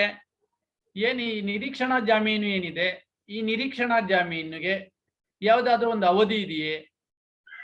ಒಂದು ಸೀಮಿತ ಅವಧಿಗೆ ನಿರೀಕ್ಷಣಾ ಜಾಮೀನು ಜಾರಿಯಾಗುವುದೇ? ಈ ಬಗ್ಗೆ ಮಾನ್ಯ ಸರ್ವೋಚ್ಚ ನ್ಯಾಯಾಲಯವು ಇತ್ತೀಚೆಗೆ ಒಂದು ಫುಲ್ ಬೆಂಚ್ ಒಂದು ಜಡ್ಜ್ಮೆಂಟ್, ಪೂರ್ಣಪೀಠದ ಒಂದು ತೀರ್ಪು ಬಂದಿದೆ. ಆ ತೀರ್ಪು ಪ್ರಕಾರ ಅಂದ್ರೆ ಅದು 2018 part 7 SCC 731. 2018 part 7 SCC 731 Sushil Agarwal ವಿರುದ್ಧ NCT ಡೆಲ್ಲಿ. NCT ಡೆಲ್ಲಿ. ಈ ಒಂದು ಪ್ರಕರಣದಲ್ಲಿ ಮಾನ್ಯ ಸರ್ವೋಚ್ಚ ನ್ಯಾಯಾಲಯ ಒಂದು ಪ್ರಕರಣದಲ್ಲಿ ನಿರೀಕ್ಷಣಾ ಜಾಮೀನು ಮಂಜೂರಾದರೆ ಅದು ದೋಷಾರೋಪಣಾ ಪಟ್ಟಿ ಸಲ್ಲಿಸುವುದರಿಂದ ಕೊನೆಗೊಳ್ಳುವುದಿಲ್ಲ. ಅಂದ್ರೆ ಯಾವುದೇ ಒಂದು ಪ್ರಕರಣದಲ್ಲಿ ಚಾರ್ಜ್ ಶೀಟ್ ಸಲ್ಲಿಸಿದ ಕಾರಣದಿಂದ ಆ ಒಂದು ನಿರೀಕ್ಷಣಾ ಜಾಮೀನು ಆಂಟಿಸಿಪೇಟರಿ ಬೇಲ್ ಏನು ಗ್ರಾಂಟ್ ಆಗಿದೆ ಅದು ಕೊನೆಗೊಳ್ಳೋದಿಲ್ಲ. ಆ ನಿರೀಕ್ಷಣಾ ಜಾಮೀನಿಗೆ ಯಾವುದೇ ಸಮಯ ನಿಗದಿ ಇಲ್ಲ. ಒಮ್ಮೆ ನಿರೀಕ್ಷಣಾ ಜಾಮೀನು ಮಂಜೂರಾದರೆ ಅದು ವಿಚಾರಣೆ ಮುಗಿಯುವವರೆಗೂ ಕೂಡ ಚಾಲ್ತಿಯಲ್ಲಿರುತ್ತದೆ. ಈ ರೀತಿಯಾಗಿ ಮಾನ್ಯ ಸರ್ವೋಚ್ಚ ನ್ಯಾಯಾಲಯವು ಸುಶೀಲ್ ಕುಮಾರ್ ಅಗರ್ವಾಲ್ ವರ್ಸಸ್ NCT ಡೆಲ್ಲಿ ಈ ಒಂದು ಪ್ರಕರಣದಲ್ಲಿ ತೀರ್ಪಿದೆ ಸನ್ಮಿತ್ರರೇ. ಈ ತೀರ್ಪೇನಿದೆ ಈಗ ಅತ್ಯಂತ ಪ್ರಚಲಿತದಲ್ಲಿರ್ತಕ್ಕಂತಹ ತೀರ್ಪು ಅಂದ್ರೆ ತಪ್ಪಾಗಲಾರದು. ಮಾನ್ಯ ಸರ್ವೋಚ್ಚ ನ್ಯಾಯಾಲಯವು ಹಿಂದೆಯೂ ಕೂಡ ಹಲವಾರು ಏನು ಕಾನ್ಸ್ಟಿಟ್ಯೂಷನ್ ಬೆಂಚ್ ಅಂತೀವಿ, ಕಾನ್ಸ್ಟಿಟ್ಯೂಷನ್ ಬೆಂಚಿನ ಹಲವಾರು ಪ್ರಕರಣಗಳಲ್ಲಿ ಇದೇ ರೀತಿಯ ತೀರ್ಪನ್ನ ಮಾನ್ಯ ಸರ್ವೋಚ್ಚ ನ್ಯಾಯಾಲಯವು ನೀಡಿರುತ್ತೆ. ಅದರಲ್ಲಿ Gurbaksh Singh Sibia versus state of Punjab, Gurbaksh Singh Sibia ವಿರುದ್ಧ ಪಂಜಾಬ್ ರಾಜ್ಯ 1980 ಪಾರ್ಟ್ 2 SCC 565. 1980 part 2 SCC 565. ಈ ಒಂದು ಪ್ರಕರಣದಲ್ಲಿ ಕೂಡ ಏನು ಈ ಸುಶೀಲ್ ಅಗರ್ವಾಲ್ ಪ್ರಕರಣದಲ್ಲಿ ಏನು ಒಂದು ಪಾಯಿಂಟ್ ಆಫ್ ಲಾ ಹೇಳಿದೆ, ಅದೇ ಪಾಯಿಂಟ್ ಆಫ್ ಲಾವನ್ನ, ಅದೇ ಅಂಶವನ್ನ ಈ ಒಂದು ಪ್ರಕರಣದಲ್ಲೂ ಕೂಡ ಮಾನ್ಯ ಸರ್ವೋಚ್ಚ ನ್ಯಾಯಾಲಯ ಈ ಹಿಂದೆನೆ 1980ರಲ್ಲೇ ತಿಳಿಸಿತ್ತು. ಅದೇ ರೀತಿ ನಂತರದ ಪ್ರಕರಣವಾದಂತಹ ಸಿದ್ದರಾಮು ಸತ್ಲಿಂಗಪ್ಪ ಮೆತ್ರೆ ವಿರುದ್ಧ ಮಹಾರಾಷ್ಟ್ರ ರಾಜ್ಯ, ಸಿದ್ದರಾಮು ಸತ್ಲಿಂಗಪ್ಪ ಮೆತ್ರೆ ವಿರುದ್ಧ state of Maharashtra 2011 part 1 SCC 694. 2011 part 1 SCC 694. ಈ ಪ್ರಕರಣದಲ್ಲೂ ಕೂಡ ಮಾನ್ಯ ಸರ್ವೋಚ್ಚ ನ್ಯಾಯಾಲಯ ಏನಿದೆ ಮಾನ್ಯ ಸರ್ವೋಚ್ಚ ನ್ಯಾಯಾಲಯವು ಈ ನಿರೀಕ್ಷಣಾ ಜಾಮೀನು ಅರ್ಜಿಯನ್ನ ನಿರೀಕ್ಷಣಾ ಜಾಮೀನು ಏನಿದೆ, ನಿರೀಕ್ಷಣಾ ಜಾಮೀನಿಗೆ ಯಾವುದೇ ರೀತಿಯ ಸಮಯವಿಲ್ಲ. ಒಮ್ಮೆ ನಿರೀಕ್ಷಣಾ ಜಾಮೀನು ಮಂಜೂರಾದರೆ ಅದು ಆ ಒಂದು ಪ್ರಕರಣದ ವಿಚಾರಣೆ ಮುಗಿಯುವವರೆಗೂ ಕೂಡ ಚಾಲ್ತಿಯಲ್ಲಿರುತ್ತೆ ಅಂತ ಅಂದ್ಬಿಟ್ಟು ಈ ಪ್ರಕರಣದಲ್ಲಿ, ಈ ಎರಡು ಪ್ರಕರಣದಲ್ಲೂ ಕೂಡ ಮಾನ್ಯ ಸರ್ವೋಚ್ಚ ನ್ಯಾಯಾಲಯ ಅಭಿಪ್ರಾಯಪಟ್ಟಿದೆ. ಇತ್ತೀಚೆಗೆ ನಮ್ಮ ಏನು ಕರ್ನಾಟಕ ರಾಜ್ಯದ ಉಚ್ಚ ನ್ಯಾಯಾಲಯವು ಕೂಡ ಒಂದು ತೀರ್ಪನ್ನ ಇದೇ ವಿಚಾರವಾಗಿ ನೀಡಿದೆ. ಅದರಲ್ಲಿ ಆ ಒಂದು ಪ್ರಕರಣದಲ್ಲಿ ಏನಾಗಿತ್ತು ಅಂದ್ರೆ, ಈ ಆ ಪ್ರಕರಣದ ಆರೋಪಿ ಏನಿದ್ದಾನೆ ಆ ಆರೋಪಿ ತಲೆಮರೆಸಿಕೊಂಡಿದ್ದಾನೆ ಅನ್ನೋ ಕಾರಣದಿಂದ ಸತ್ರ ನ್ಯಾಯಾಲಯ ಆ ಒಂದು ಆರೋಪಿಯ ಜಾಮೀನನ್ನ ವಜಾಕರಿಸಿತ್ತು. ಆ ಒಂದು ಸಂದರ್ಭದಲ್ಲಿ ಕರ್ನಾಟಕ ಉಚ್ಚ ನ್ಯಾಯಾಲಯದ ಏಕಸದಸ್ಯ ಪೀಠ ಸನ್ಮಾನ್ಯ ನ್ಯಾಯಮೂರ್ತಿಗಳಾದಂತಹ BA ಪಾಟೀಲ್ ರವರಿದ್ದ ಏಕಸದಸ್ಯ ಪೀಠ ನಿರೀಕ್ಷಣಾ ಜಾಮೀನು ಅರ್ಜಿಯನ್ನ ಆರೋಪಿಯು ತಲೆಮರೆಸಿಕೊಳ್ಳುತ್ತಾನೆ ಎಂಬ ಕಾರಣದಿಂದ ವಜಾಕರಿಸುವುದು ಸೂಕ್ತವಲ್ಲ. ಆರೋಪಿಗಳ ಉಪಸ್ಥಿತಿ ಸುಲಭವಾಗಿ ಲಭ್ಯವಾಗುತ್ತದೆಯೇ ಅಥವಾ ಆರೋಪಿಯು ಆತನಿಗೆ ನೀಡಿದ ವಿವೇಚನೆಯನ್ನ ದುರುಪಯೋಗಪಡಿಸಿಕೊಳ್ಳುವ ಸಾಧ್ಯತೆ ಇದೆಯೇ ಎಂಬ ವಿಚಾರಗಳನ್ನ ಮಾತ್ರ ಗಣನೆಗೆ ತೆಗೆದುಕೊಳ್ಳಬೇಕು. ಆತ ತಲೆಮರೆಸಿಕೊಳ್ಳುತ್ತಾನೆ ಅಂತಕ್ಕಂಥ ವಿಚಾರವನ್ನ ಗಣನೆಗೆ ತೆಗೆದುಕೊಳ್ಳಬಾರದು ಅಂತ ಅಂದ್ಬಿಟ್ಟು ನಮ್ಮ BA ಪಾಟೀಲ್ ನ್ಯಾಯಮೂರ್ತಿಗಳಾದ BA ಪಾಟೀಲ್ ಅವರಿದ್ದ ಏಕಸದಸ್ಯ ಪೀಠ ರಾಕೇಶ್ ಶೆಟ್ಟಿ ವಿರುದ್ಧ ಕರ್ನಾಟಕ ರಾಜ್ಯ ಪ್ರಕರಣದಲ್ಲಿ ಅಭಿಪ್ರಾಯಪಟ್ಟಿದೆ ಸನ್ಮಿತ್ರರೇ. ಸೊ ಈ ಎಲ್ಲ ಒಂದು ಇದರಲ್ಲಿ ನಮ್ಗೆ 438ರ ಅಡಿ ಏನ್ ನಾವೀಗ ತೀರ್ಪುಗಳನ್ನ ನೋಡಿದೆ, ಈ ತೀರ್ಪುಗಳಲ್ಲೆಲ್ಲ ನೋಡೋದ್ರಿಂದ ನಮ್ಗೆ ತಿಳಿತಕ್ಕಂಥ ಅಂಶ ಏನಪ್ಪಾ ಅಂತಂದ್ರೆ, ಈ ಜಾಮೀನು ಅರ್ಜಿ ಏನಿದೆ, ಈ ಜಾಮೀನು ಅರ್ಜಿಯು ಏನು ನಿರೀಕ್ಷಣಾ ಜಾಮೀನು ಅರ್ಜಿ ಆದೇಶ ಏನಿದೆ, ಈ ಆದೇಶ ಯಾವುದೇ ಒಂದು ಸಮಯವನ್ನ ನಿಗದಿಯಾಗಿಲ್ಲ. ಇದು ವಿಚಾರಣೆ ಮುಗಿಯುವವರೆಗೂ ಕೂಡ ಚಾಲ್ತಿಯಲ್ಲಿರುತ್ತೆ ಅಂತಕ್ಕಂಥ ಅಂಶ ನಮ್ಗೆ ಗೊತ್ತಾಗುತ್ತೆ ಸನ್ಮಿತರೇ. ಇದು ಈಗ ನಾವು 438ಕ್ಕೆ ಸಂಬಂಧಪಟ್ಟ ಈ 439 ಕಲಂ 439ರ ವಿಚಾರ ತಮಗೆಲ್ಲ ತಿಳಿದಿದೆ. ಈ ಕಲಂ 439 ದಂಡ ಪ್ರಕ್ರಿಯಾ ಸಂಹಿತೆ ಏನಿದೆ, ಈ ದಂಡ ಪ್ರಕ್ರಿಯಾ ಸಂಹಿತೆ ಕೂಡ ಈ ಕಲಂ ಕೂಡ ತುಂಬಾ ವಿಶಾಲವಾಗಿದೆ. ಈ ಕಲಮ್ಮು 439ರ ಸೆಕ್ಷನ್ 439ರ ಕಲಂ ಏನಿದೆ, ಇದು ಜಿಲ್ಲಾ ಮತ್ತು ಸತ್ರ ನ್ಯಾಯಾಲಯ ಹಾಗೂ ಉಚ್ಚ ನ್ಯಾಯಾಲಯಗಳ ವಿಶೇಷ ಜಾಮೀನಿನ ಬಗ್ಗೆ ನ್ಯಾಯಾಲಯಗಳ ವಿಶೇಷ ಅಧಿಕಾರದ ಬಗ್ಗೆ ತಿಳಿಸುತ್ತೆ. ಇದರಲ್ಲಿ ಈ 439ರ ಕಲಮಲ್ಲಿ ಸೆಷನ್ ಟ್ರಯಲ್ ಮ್ಯಾಟರ್ ಇರ್ತವೆ, ಅಂದ್ರೆ ಸತ್ರ ಮತ್ತು ಜಿಲ್ಲಾ ನ್ಯಾಯಾಲಯದಿಂದ ವಿಚಾರಣೆಗೆ ಒಳಪಡ್ತಕ್ಕಂತಹ ಪ್ರಕರಣಗಳೇನಿರ್ತವೆ, ಈ ಪ್ರಕರಣಗಳಲ್ಲಿ ವಿಚಾರಣೆಗೆ ಒಳಪಡ್ತಕ್ಕಂತಹ ಏನು ಪ್ರಕರಣಗಳಿದ್ದೆ, ಈ ಪ್ರಕರಣಗಳಿಗೆ ಸಂಬಂಧಿಸಿದಂತೆ ನಾವು 439ರ ಅನ್ವಯ ಮಾನ್ಯ ನ್ಯಾಯಾಲಯಕ್ಕೆ ಅರ್ಜಿಯನ್ನ ಸಲ್ಲಿಸಬಹುದಾಗಿದೆ ಸನ್ಮಿತ್ರರೇ. ಈ ಏನ್ 436ರಿಂದ 439 ಏನ್ ನಾವೀಗ ಹೇಳ್ದೋ, ಈ 436ರಿಂದ 439ನ್ನ ಹೊರತುಪಡಿಸಿಯೂ ಕೂಡ ಇನ್ನೂ ಹಲವಾರು ವಿಚಾರಗಳಲ್ಲಿ ಈ ಜಾಮೀನು ಅಂತಕ್ಕಂಥ ಒಂದು ಪ್ರಶ್ನೆ ಬರುತ್ತೆ. ಅದಕ್ಕೆ ಉದಾಹರಣೆಗೆ ಕಲಂ 167 sub clause 2, sub clause A, sub clause 1, sub clause 2, ಈ ಅದರಲ್ಲಿ ಡಿಫಾಲ್ಟ್ ಬೈಲ್ ಅಂತ ಹೇಳ್ತೀವಿ. ಆ ಒಂದು ಡಿಫಾಲ್ಟ್ ಬೈಲ್ ಕೂಡ ನಾವು ಈ ಒಂದು ದಂಡ ಪ್ರಕ್ರಿಯಾ ಸಮಿತಿ ಅಡಿಯಲ್ಲಿ ತೆಗೆದುಕೊಳ್ಳಬಹುದಾಗಿದೆ ಸನ್ಮಿತರೆ. ಹಾಗಾದ್ರೆ ಈ ಡಿಫಾಲ್ಟ್ ಬೈಲ್ ಅನ್ನ ಅಂದ್ರೆ 167 2A1 ಕೆಳಗಡೆ ಯಾವ ಸಂದರ್ಭಗಳಲ್ಲಿ ನಾವು ಬೇಲನ್ನ ತೆಗೆದುಕೊಳ್ಳಬಹುದು, ಅದಕ್ಕೆ ಸಂಬಂಧಪಟ್ಟಂತೆ ಏನೇನು ವಿಚಾರಗಳಿವೆ ತಿಳಿದುಕೊಳ್ಳೋಣ ಸನ್ಮಿತ್ರರೇ. ಯಾವುದೇ ಒಂದು ಪ್ರಕರಣದಲ್ಲಿ 60 ಅಥವಾ 90 ದಿನಗಳಲ್ಲಿ ಒಂದು ದೋಷಾರೋಪಣಾ ಪಟ್ಟಿಯನ್ನ ಸಲ್ಲಿಸದೇ ಇದ್ದಂತಹ ಸಂದರ್ಭದಲ್ಲಿ, ಈ ಕೆಲವೊಂದು ಪ್ರಕರಣಗಳಲ್ಲಿ 60 ದಿನ ಇದೆ, ಕೆಲವೊಂದು ಪ್ರಕರಣಗಳಲ್ಲಿ 90 ದಿನ ಇದೆ. 60 ಮತ್ತು 90 ಏನ್ ನಿಗದಿಪಡಿಸಿದೆ ಆ ಒಂದು ಪರ್ಟಿಕ್ಯುಲರ್ ಸಮಯದಲ್ಲಿ, ಪರ್ಟಿಕ್ಯುಲರ್ ಡೇಟ್ ಅಲ್ಲಿ, ಪರ್ಟಿಕ್ಯುಲರ್ ಪೀರಿಯಡ್ ಅಲ್ಲಿ ದೋಷಾರೋಪಣಾ ಪಟ್ಟಿ ಚಾರ್ಜ್ ಶೀಟ್ ಅನ್ನ ಸಲ್ಲಿಸಿದಂತಹ ಸಂದರ್ಭದಲ್ಲಿ ಜಾಮೀನು ನೀಡುವ ಬಗ್ಗೆ ಈ ಒಂದು ಕಲಂ 167 sub clause 2 sub clause A ಮುನ್ನಂಟು ತಿಳಿಸುತ್ತೆ ಸನ್ಮಿತ್ರರೇ. ಈ 167 class 2 class sub clause A sub clause 1 sub clause 1 ಪ್ರಕಾರ ಏನ್ ಹೇಳುತ್ತೆ ಅಂದ್ರೆ, ಯಾವುದೇ ಪ್ರಕರಣ ಮರಣದಂಡನೆ ಅಥವಾ ಜೀವಾವಧಿ ಶಿಕ್ಷೆ, ಮರಣದಂಡನೆ ಅಥವಾ ಜೀವಾವಧಿ ಶಿಕ್ಷೆ ಅಥವಾ 10 ವರ್ಷಗಳಿಗಿಂತ ಕಡಿಮೆ ಇಲ್ಲದ ಸೆರೆಮನೆ ವಾಸದ ಪ್ರಕರಣದಲ್ಲಿ 90 ದಿನಗಳಲ್ಲಿ ದೋಷಾರೋಪಣಾ ಪಟ್ಟಿಯನ್ನು ಸಲ್ಲಿಸಬೇಕಾಗಿರುತ್ತೆ. ಅದೇ ರೀತಿ ಎ ಸಬ್ ಕ್ಲಾಸ್ 2 ಪ್ರಕಾರ ಇತರೆ ಅಪರಾಧಗಳ ಸಂಬಂಧಿಸಿದಂತೆ 60 ದಿನಗಳಲ್ಲಿ, ಇನ್ನು 60 ದಿನಗಳ ಅವಧಿ ಏನಿದೆ, 60 ದಿನಗಳ ಅವಧಿ ಮುಕ್ತಾಯದ ನಂತರ 60 ದಿನಗಳೊಳಗಾಗಿ ದೋಷಾರೋಪಣಾ ಪಟ್ಟಿಯನ್ನ ಸಲ್ಲಿಸಬೇಕಾಗಿದೆ.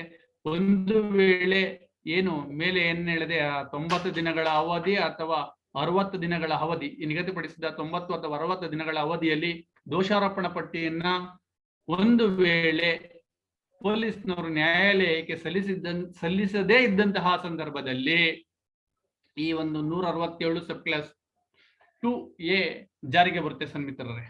ಅಂತಹ ಸಂದರ್ಭದಲ್ಲಿ ಮಾನ್ಯ ನ್ಯಾಯಾಲಯವು ಈ ದೋಷಾರೋಪಣಾ ಪಟ್ಟಿಯನ್ನು ಸಲ್ಲಿಸಿದಂತಹ ಸಂದರ್ಭದಲ್ಲಿ ಅಂತಹ ಪ್ರಕರಣದಲ್ಲಿ ಆರೋಪಿಯು ತಯಾರಿದ್ದರೆ, ಆರೋಪಿ ಜಾಮೀನನ್ನ ನೀಡಿದರೆ ಆತನನ್ನ ಜಾಮೀನಿನ ಮೇಲೆ ಬಿಡುಗಡೆ ಮಾಡಬೇಕು ಅಂತ ಈ ಒಂದು ಕಲಂ 167 ಇದು ಏನಿದೆ ಆ ಒಂದು ಕಲಮ್ಮು ಹೇಳುತ್ತೆ ಸನ್ಮಿತ್ರರೇ. ಸನ್ಮಿತ್ರರೇ, ಏನು ಈ 167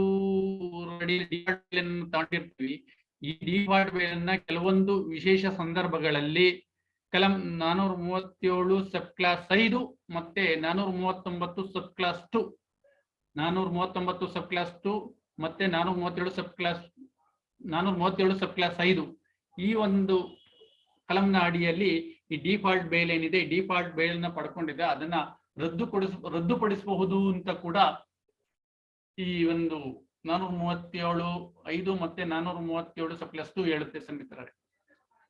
ಸನ್ಮಿತ್ರರೇ, ಈ ಒಂದು ಏನು ನಾನು ಡಿಫಾಲ್ಟ್ ಬೇಲ್ ಅಂತ ಏನ್ ಹೇಳಿದೆ, ಡಿಫಾಲ್ಟ್ ಬೇಲ್ 90 ಅಥವಾ 60 ದಿನ. ಈ 90 ಮತ್ತು 60 ದಿನಗಳನ್ನು ಯಾವ ರೀತಿ ಕೌಂಟ್ ಮಾಡಬೇಕು, ಯಾವ ರೀತಿ ಒಂದು ಲೆಕ್ಕ ಹಾಕ್ಬೇಕು ಅಂತಕ್ಕಂಥದ್ದು ನಮ್ಗೆಲ್ಲ ಒಂದು ಪ್ರಶ್ನೆ ಆಗಿದೆ. ಈ ಒಂದು ದಿನಗಳನ್ನ ಏನು ಸಮಯ ಏನಿದೆ, ಈ ಒಂದು ಆ ದಿನಗಳನ್ನು 90 ಅಥವಾ 60 ದಿನಗಳನ್ನು ಲೆಕ್ಕ ಹಾಕ್ತಕ್ಕಂತಹ ಸಂದರ್ಭದಲ್ಲಿ ಆರೋಪಿಯು ನ್ಯಾಯಾಂಗ ಬಂಧನ ಕೊಪ್ಪಿಸುವ ಆದೇಶದ ದಿನಾಂಕದಿಂದ, ಅಂದ್ರೆ ಯಾವತ್ತ ಆರೋಪಿಯನ್ನ ನ್ಯಾಯಾಂಗ ಬಂಧನಕ್ಕೆ ನೀಡಿದ್ರೋ ಆ ದಿನಾಂಕದಿಂದ 90 ಅಥವಾ 60 ದಿನಗಳನ್ನ ಲೆಕ್ಕ ಹಾಕ್ಬೇಕು.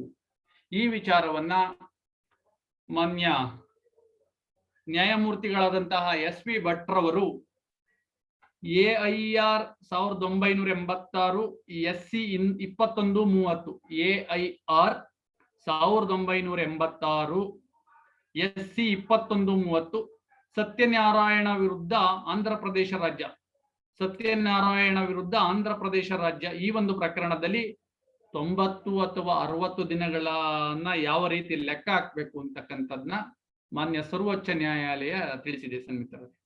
ಈ ಪ್ರಕಾರವಾಗಿ ಏನು ಆರೋಪಿಯನ್ನ ಜುಡಿಷಿಯಲ್ ಕಸ್ಟಡಿಗೆ ರಿಮ್ಯಾಂಡ್ ಮಾಡಿದ್ರು, ಅಂದ್ರೆ ನ್ಯಾಯಾಂಗ ಬಂಧನಕ್ಕೆ ಮಾನ್ಯ ನ್ಯಾಯಾಲಯದ ಮುಂದೆ ಹಾಜರುಪಡಿಸಿ, ಅಥವಾ ಪೊಲೀಸ್ ಕಸ್ಟಡಿ ತಗೊಂಡ್ರೆ ಅಲ್ಲಿಂದ ಕೌಂಟ್ ಆಗಲ್ಲ, ಯಾವ ದಿನಾಂಕದಂದು ಏನು ನ್ಯಾಯಾಂಗ ಬಂಧನಕ್ಕೆ ಜುಡಿಷಿಯಲ್ ಕಸ್ಟಡಿಗೆ JC ಕಳಿಸಿದ್ರು ಆ ಒಂದು ದಿನಾಂಕದಿಂದ ಈ ಒಂದು ದಿನಗಳನ್ನ ಲೆಕ್ಕ ಹಾಕ್ಬೇಕು ಅಂತ ಈ ಒಂದು ಸರ್ವೋಚ್ಚ ನ್ಯಾಯಾಲಯ ಹೇಳುತ್ತೆ ಸನ್ಮಿತ್ರರೇ. ಇದೇ ರೀತಿಯ ರೇಷಿಯೋವನ್ನ, ಇದೇ ಒಂದು ಪಾಯಿಂಟ್ ಆಫ್ ಲಾವನ್ನ ILR 1985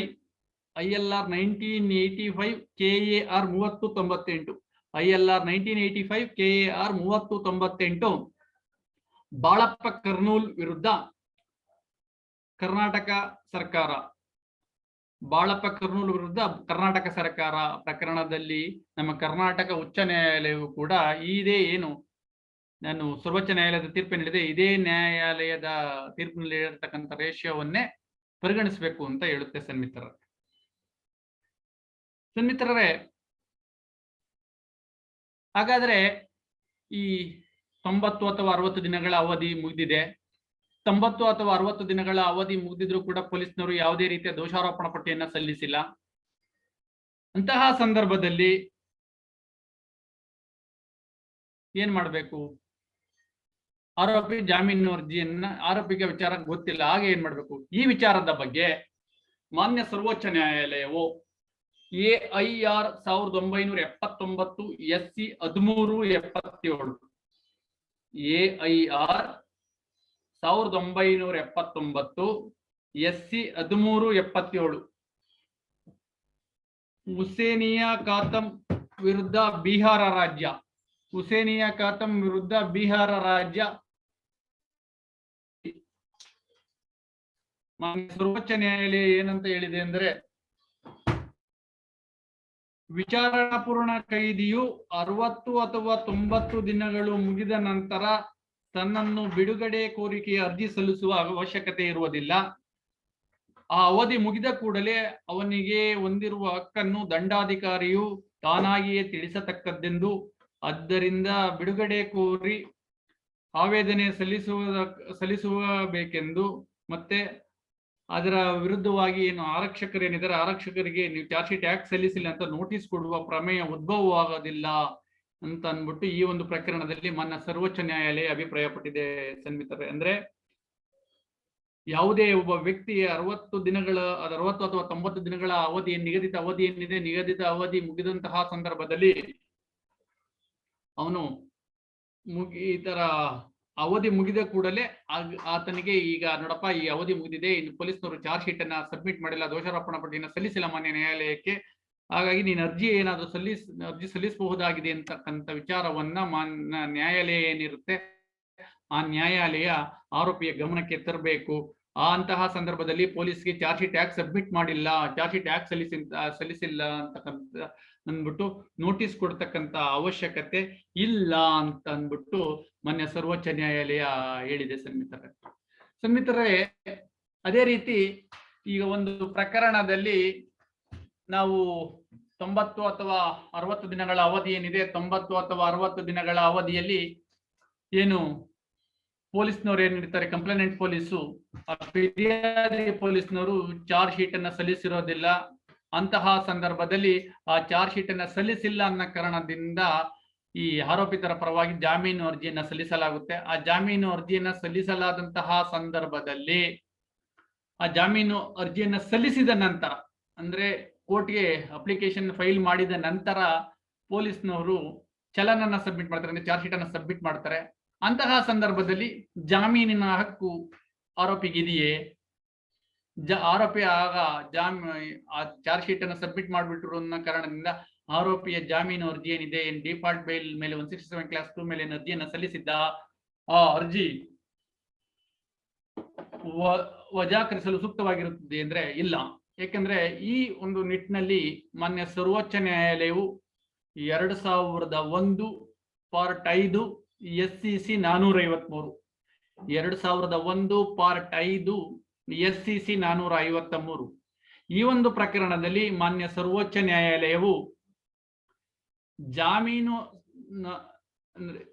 167 sub clause 2 sub clause A1 or 2 ನ ಅಡಿಯಲ್ಲಿ ಜಾಮೀನು ಅರ್ಜಿಯನ್ನು ಸಲ್ಲಿಸಿದ ನಂತರ ನ್ಯಾಯಾಲಯದಲ್ಲಿ ಚಲನ್ ಸಲ್ಲಿಸುವಿಕೆಯು ಅಥವಾ ದೋಷಾರೋಪಣಾ ಪಟ್ಟಿ ಸಲ್ಲಿಸುವಿಕೆಯು ಆರೋಪಿತನ ಜಾಮೀನಿನ ಮೇಲೆ ಬಿಡುಗಡೆಯಾಗುವ ಹಕ್ಕಿನ ಮೇಲೆ ಯಾವುದೇ ಪರಿಣಾಮ ಬೀರುವುದಿಲ್ಲ ಎಂದು ಮಾನ್ಯ ಸರ್ವೋಚ್ಚ ನ್ಯಾಯಾಲಯವು ಈ ಒಂದು ಪ್ರಕರಣದಲ್ಲಿ ತೀರ್ಪನ್ನು ನೀಡುತ್ತಿರುತ್ತದೆ.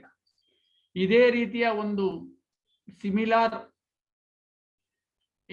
ಇದೇ ರೀತಿಯ ಸಮನ್ವಯ, ಇದೇ ರೀತಿಯ ಇದಕ್ಕೆ ಸಮಾನದಂತಹ ಒಂದು ತೀರ್ಪನ್ನ, ಇದೇ ರೀತಿಯ ರೇಷಿಯೋವನ್ನ ನಮ್ಮ ಕರ್ನಾಟಕ ಉಚ್ಚ ನ್ಯಾಯಾಲಯವು ಕೂಡ ILR 1991 ILR 1991 KAR 1861 ರಾಮು ವಿರುದ್ಧ ಕರ್ನಾಟಕ ರಾಜ್ಯ. Sorry to interrupt. ನಿಮ್ದು ಅದು ಕೇಸ್ ಲಾ ನೀವು ಹೇಳುವಂತದ್ದು ಆ ಚಾಟ್ ಬಾಕ್ಸ್ ಅಲ್ಲಿ ಎಲ್ರಿಗೆ ಕಾಣೋ ತರ ಒಂದು ನೀವು ಟೈಪ್ ಮಾಡಿದ್ರೆ ತುಂಬಾ ಹೆಲ್ಪ್ ಆಗುತ್ತೆ ಎಲ್ರಿಗೆ. ಎಲ್ರು ಕೇಳ್ತಾ ಇದ್ದಾರೆ, ದಯವಿಟ್ಟು ಪ್ಲೀಸ್. ಈಗ ನೀವು ಹಾಗಾದ್ರೆ ನನ್ಗೆ ಅಲ್ಲಿ ನೀವು ಇದಾಗಿದ್ರೆ ನನ್ನನ್ನ ಅಡ್ಮಿನ್ ಮಾಡಿ ನನ್ನ ಶೇರ್ ಮಾಡ್ತೀನಿ, ಸ್ಕ್ರೀನ್ ಶೇರ್ ಇಲ್ಲ, ನೀವು ಮಾಡ್ಬೋದು. ನೀವು ಅಡ್ಮಿನ್ ಈಗ ನೀವು ಅಡ್ಮಿನ್. ಇಲ್ಲ, ಚಾಟ್ ಎವ್ರಿ ಒನ್ ಗೆ ನೀವು ಚಾಟ್ ಮಾಡ್ಬೋದು. Chat with everyone. ಇಲ್ಲ ಇಲ್ಲಿ ಏನಂತ ಇದೆ, host is disabled participant to screen sharing. ನಾನು ನಿಮ್ಮನ್ನ ಇದ್ ಮಾಡಿದ್ದೇನೆ, ಸೊ ನೀವು ಇದನ್ನ ಕ್ಯಾನ್ಸಲ್ ಆಗಿ ನನ್ನನ್ನ ಮಾಡಿದ್ರೆ ಮಾಡ್ಬೋದಾಗಿದೆ. ಎಸ್ ಮಾಡಿದ್ದೀನಿ. ಎಸ್ ಪ್ಲೀಸ್ ಈಗ ಮಾಡ್ತೀನಿ ಪ್ಲೀಸ್. ಯಾಕಂದ್ರೆ ಎಲ್ರು ಅದು ಕೇಳ್ತಾ ಇದ್ದಾರೆ, ಅದು ಸ್ವಲ್ಪ ಫಾಸ್ಟ್ ಆಗುತ್ತೆ. ಸೊ ಅದಲ್ಲಿ ಟೈಪ್ ಇದ್ರೆ they can note down. S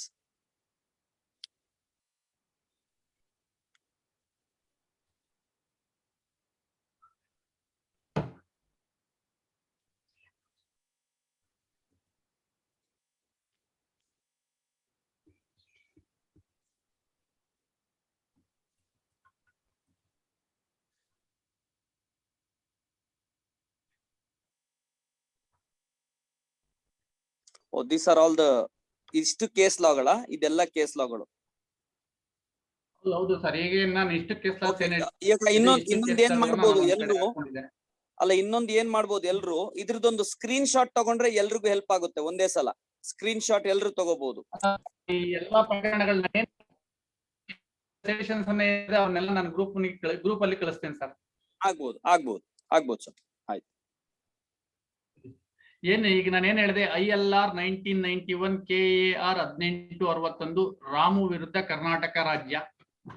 ಈ ಒಂದು ಪ್ರಕರಣದಲ್ಲೂ ಕೂಡ ಮಾನ್ಯ ಸರ್ವೋಚ್ಚ ನ್ಯಾಯಾಲಯ ಇದೇ ರೀತಿಯ ಮಾನ್ಯ ಕರ್ನಾಟಕ ಉಚ್ಚ ನ್ಯಾಯಾಲಯದ ಏಕಸದಸ್ಯ ಪೀಠ ಜಸ್ಟಿಸ್ ಮಿರಾದೆಯವರು ಇದೇ ಏನು ನಾನೇನ್ ಹೇಳಿದೆ, ಜಾಮೀನು ಅರ್ಜಿಯನ್ನ ಸಲ್ಲಿಸಿದ ನಂತರ ಈ ಚಾರ್ಜ್ ಶೀಟ್ ಏನ್ ಸಬ್ಮಿಟ್ ಮಾಡ್ತಾರೆ, ಚಾರ್ಜ್ ಶೀಟ್ ಸಬ್ಮಿಟ್ ಮಾಡೋ ಕಾರಣದಿಂದ ಜಾಮೀನು ಅರ್ಜಿಯು ತಿರಸ್ಕೃತವಾಗತಕ್ಕದ್ದಲ್ಲ ಅಂತಕ್ಕಂಥ ಒಂದು ತೀರ್ಪನ್ನ ನೀಡಿರುತ್ತೆ. ನೋಡಿ ಇಲ್ಲಿ ಹೇಳಿದೆ ನೋಡಿ, opinion that the petitioner is entitled to bail under section 167 class 2 of CRPC even though he has applied for bail after filing of the charge sheet by the police, since the right accrued to him cannot be defeated by lapse of time or filing the charge sheet. So ಈಗ ನಾನು ಏನ್ ಹೇಳಿದೆ, ಈ ಒಂದು ವಿಚಾರವನ್ನ ಈ ಒಂದು ಪ್ರಕರಣದಲ್ಲೂ ಕೂಡ ಏನು ನಮ್ಮ ಕರ್ನಾಟಕ ಉಚ್ಚ ನ್ಯಾಯಾಲಯವು ಕೂಡ ಅಭಿಪ್ರಾಯಪಟ್ಟಿದೆ ಸನ್ಮಿತ್ರರೇ. ಹಾಗೆ ಅದೇ ರೀತಿ ನಮ್ಗೆಲ್ಲ ಗೊತ್ತಿದೆ, ಈ ಒಂದು 167 ಕ್ಲಾಸ್ 2 ನಲ್ಲಿ ಈ ನಿಗದಿತ 60 ದಿನ ಅಥವಾ 90 ದಿನ ಯಾವುದು, ಅದ್ರ ಬಗ್ಗೆ ಈ ಜೀವಾವಧಿ ಶಿಕ್ಷೆ ವಿಧಿಸ್ತಕ್ಕಂತಹ ಅಥವಾ ಮರಣದಂಡನೆ ವಿಧಿಸ್ತಕ್ಕಂತಹ ಒಂದು ಅಪರಾಧ ಪ್ರಕರಣಗಳಲ್ಲಿ 90 ದಿನ, ಉಳಿಕೆ ಅಪರಾಧ ಪ್ರಕರಣಗಳಲ್ಲಿ 60 ದಿನ, ಇದ್ರ ಬಗ್ಗೆ ಆ ಒಂದು ಗಮನವನ್ನ ಇಟ್ಟುಕೊಂಡು ನಾವು ಈ ಡಿಫಾಲ್ಟ್ ಬೇಲ್ಗೆ ಅರ್ಜಿಯನ್ನ ಸಲ್ಲಿಸಬೇಕಾಗುತ್ತೆ ಸ್ನೇಹಿತರೆ. ಇದಿಷ್ಟು ಕೂಡ ಡಿಫಾಲ್ಟ್ ಬೇಲಿನ ಅಡಿಯಲ್ಲಿ ಅಂದ್ರೆ 167 ಕ್ಲಾಸ್ 2 ನ ಅಡಿಯಲ್ಲಿ ನಾವು ಅರ್ಜಿಯನ್ನ ಸಲ್ಲಿಸುವುದರ ಬಗ್ಗೆ ತಿಳಿಸುತ್ತೆ ಸ್ನೇಹಿತರೆ. ಇದನ್ನ ಹೊರತುಪಡಿಸಿ ಮತ್ತೆ ಯಾವಾಗ ಅರ್ಜಿಯನ್ನ ಸಲ್ಲಿಸಬಹುದಾಗಿದೆ, ಜಾಮೀನು ಅರ್ಜಿ ಮತ್ತೆ ಯಾವ ಸಂದರ್ಭದಲ್ಲಿ ಬರುತ್ತೆ ಅಂದ್ರೆ, ಕಲಂ 389 ಅಡಿಯಲ್ಲೂ ಕೂಡ ಈ ಜಾಮೀನಿನ ಬಗ್ಗೆ ಒಂದು ಜಾಮೀನಿನ ವಿಚಾರ ಬರುತ್ತೆ. ಯಾವಾಗಪ್ಪ ಈ 389 ಯಾವಾಗ ಬರುತ್ತೆ ಅಂದ್ರೆ, ಯಾವುದೇ ಒಂದು ಪ್ರಕರಣದಲ್ಲಿ ಒಂದು ಆರೋಪಿ ಕನ್ವಿಕ್ಷನ್ ಆಗಿರುತ್ತೆ.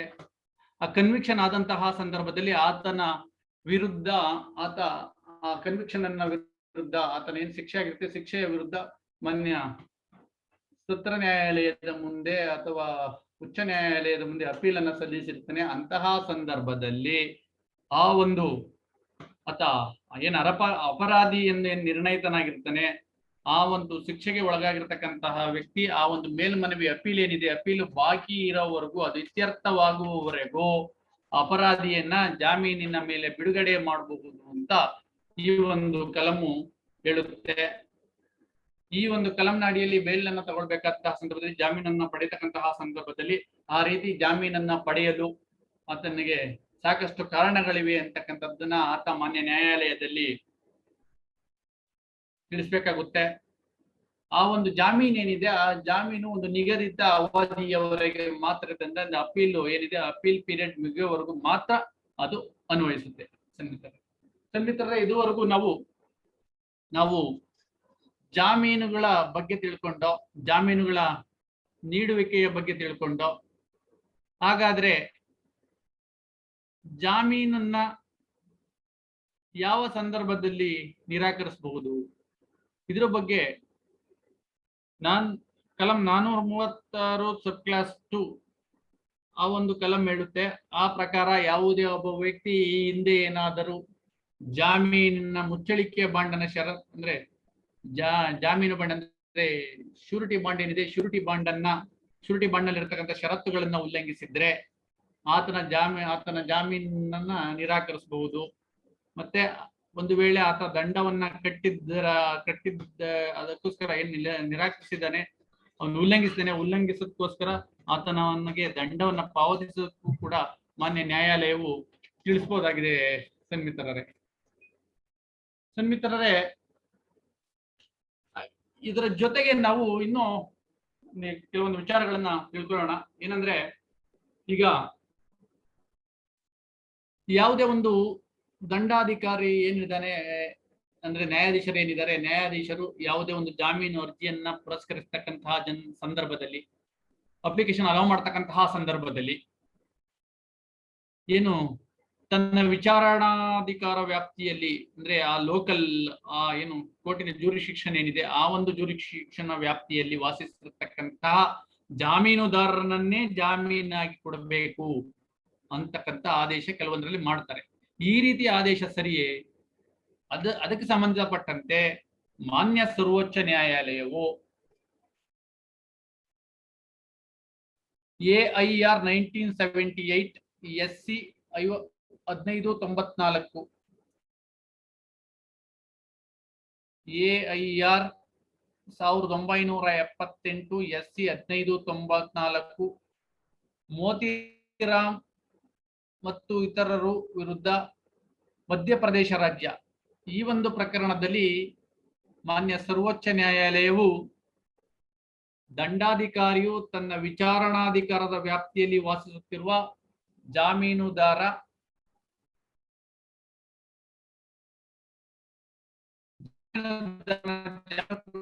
ಆದೇಶ ಮಾಡುವ ಸರಿಯಲ್ಲ ಅಂತ ಮಾನ್ಯ ಸರ್ವೋಚ್ಚ ನ್ಯಾಯಾಲಯ ಅಭಿಪ್ರಾಯಪಟ್ಟಿದೆ. ಸನ್ಮಿತ್ರ, ಅದೇ ರೀತಿ ಇದೇ ರೀತಿಯ ಒಂದು ಇದು ಇತ್ತೀಚೆಗೆ ನಮ್ಮ ಒಂದು ಕರ್ನಾಟಕ ಉಚ್ಚ ನ್ಯಾಯಾಲಯದ ಏಕಸದಸ್ಯ ಪೀಠ, ನ್ಯಾಯಮೂರ್ತಿಗಳಾದಂತಹ ಮೊಹಮ್ಮದ್ ನವಾಜ್ ರವರಿದ್ದ ಏಕಸದಸ್ಯ ಪೀಠ ಕೂಡ ಕ್ರಿಮಿನಲ್ ಪಿಟಿಷನ್ ನಂಬರ್ 20-12-77 ಈ ಜಡ್ಜ್ಮೆಂಟ್ ನನ್ನ ಹತ್ರ ಇಲ್ಲ, ಇಲ್ಲಿ ಡೌನ್ಲೋಡ್ ಮಾಡಿಲ್ಲ, ನಂತರ ನಾನು ಶೇರ್ ಮಾಡ್ತೀನಿ ನಿಮ್ಗೆ. ಕ್ರಿಮಿನಲ್ ಪಿಟಿಷನ್ ನಂಬರ್ 20-12-77/2019 ನವೀದ್ ವಿರುದ್ಧ ಕರ್ನಾಟಕ ರಾಜ್ಯ, ಈ ಒಂದು ಪ್ರಕರಣದಲ್ಲಿ ಮಾನ್ಯ ಕರ್ನಾಟಕ ಉಚ್ಚ ನ್ಯಾಯಾಲಯದ ಏಕಸದಸ್ಯ ಪೀಠ ಕೂಡ ಜಾಮೀನು ಮಂಜೂರು ಷರತ್ತು ಕಠಿಣವಾಗಿರಬಾರದು, ಸ್ಥಳೀಯರಲ್ಲದ ಅಂದ್ರೆ ಸ್ಥಳೀಯ ಜಾಮೀನು ನೀಡುವಂತೆ ಷರತ್ತು ವಿಧಿಸುವುದು ಸೂಕ್ತವಲ್ಲ ಅಂತಕ್ಕಂಥ ಒಂದು ನಿಯಮವನ್ನ ಈ ಒಂದು ಪ್ರಕರಣದಲ್ಲೂ ಕೂಡ ಮಾನ್ಯ ಏಕಸದಸ್ಯ ಪೀಠ ಅಭಿಪ್ರಾಯಪಟ್ಟಿದೆ. ಸನ್ಮಿತ್ರರೇ, ಸೊ ಈ ಕಾರಣದಿಂದ ನಮ್ಗೆ ತಿಳಿತಕ್ಕಂಥ ವಿಚಾರ ಏನು ಅಂದ್ರೆ, ಯಾವುದೇ ಒಂದು ಬೇಲ್ ಪಿಟಿಷನ್ ಅಲೋ ಮಾಡತಕ್ಕಂತ ಸಂದರ್ಭದಲ್ಲಿ ಲೋಕಲ್ ಶ್ಯೂರಿಟಿಯನ್ನೇ ನೀಡಬೇಕು ಅಂತ ಹೇಳ್ತಕ್ಕಂಥದ್ದು ಸರಿಯಲ್ಲ ಅಂತ ಈ ಎಲ್ಲ ತೀರ್ಪುಗಳಿಂದ ನಮ್ಗೆ ತಿಳಿದು ಬರುತ್ತೆ. ಸನ್ಮಿತ್ರರೇ, ಅದೇ ರೀತಿ ಈ ಒಂದು ನಾವು ಕೆಲವೊಂದು ವೇಳೆ ನಮ್ಮ ಹತ್ರ ಶ್ಯೂರಿಟಿ ಇರೋದಿಲ್ಲ, ಅಂದ್ರೆ ಜಾಮೀನುದಾರ ಇರೋದಿಲ್ಲ, ಅಂತಹ ಸಂದರ್ಭದಲ್ಲಿ ನಾವು ಕ್ಯಾಶ್ ಅನ್ನ ಡೆಪಾಸಿಟ್ ಮಾಡ್ತೇವೆ. ಅಂದ್ರೆ 445 ಅಪ್ಲಿಕೇಶನ್ ಅನ್ನ ಕ್ಯಾಶುಯಾಲಿಟಿ ಅಪ್ಲಿಕೇಶನ್ ಮಾನ್ಯ ನ್ಯಾಯಾಲಯದಲ್ಲಿ ಸಲ್ಲಿಸುತ್ತೇವೆ. ಅಂತಹ ಸಂದರ್ಭದಲ್ಲಿ ಬ್ಯಾಂಕ್ ಡೆಪಾಸಿಟ್ ಅನ್ನ ಜಾಮೀನು ನೀಡುವಂತೆ ನ್ಯಾಯಾಲಯ ಕೇಳಬಹುದಾ? ಇಲ್ಲ. ಇದಕ್ಕೆ ಸಂಬಂಧಪಟ್ಟಂತೆ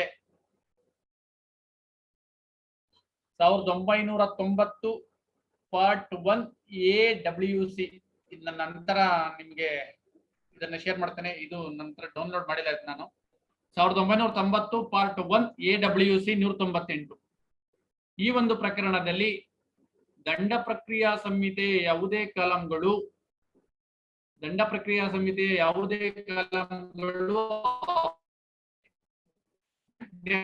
ಜಾಮೀನು ನೀಡುವಂತೆ ಕೇಳುವುದಿಲ್ಲ. ಬದಲಾಗಿ 445 ಆರೋಪಿಯನ್ನು ಕೆಲವೊಂದು ನಿಗದಿಪಡಿಸಿದ ಮೊತ್ತವನ್ನ ನ್ಯಾಯಾಲಯದಲ್ಲಿ ಠೇವಣಿ ಮಾಡಬೇಕೆಂದು ತಿಳಿಸುತ್ತೆ ಅಂತಕ್ಕಂಥ ವಿಚಾರವನ್ನ ಮಾನ್ಯ ಸರ್ವೋಚ್ಚ ನ್ಯಾಯಾಲಯ ಈ ಒಂದು ಪ್ರಕರಣದಲ್ಲಿ ಮಿತ್ರರೇ, ಅದೇ ರೀತಿ ಏನು ನಾವು ಜಾಮೀನನ್ನ ಪಡೆದಂತಹ ಸಂದರ್ಭದಲ್ಲಿ ಕೋರ್ಟು ಈ ಪರ್ಸನಲ್ ಬಾಂಡ್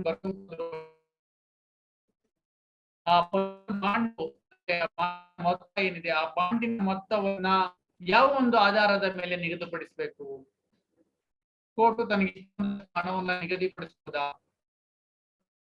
ಸರ್ವೋಚ್ಚ ನ್ಯಾಯಾಲಯ 1980 class part 1 SCC 81 1980 part 1 SCC 81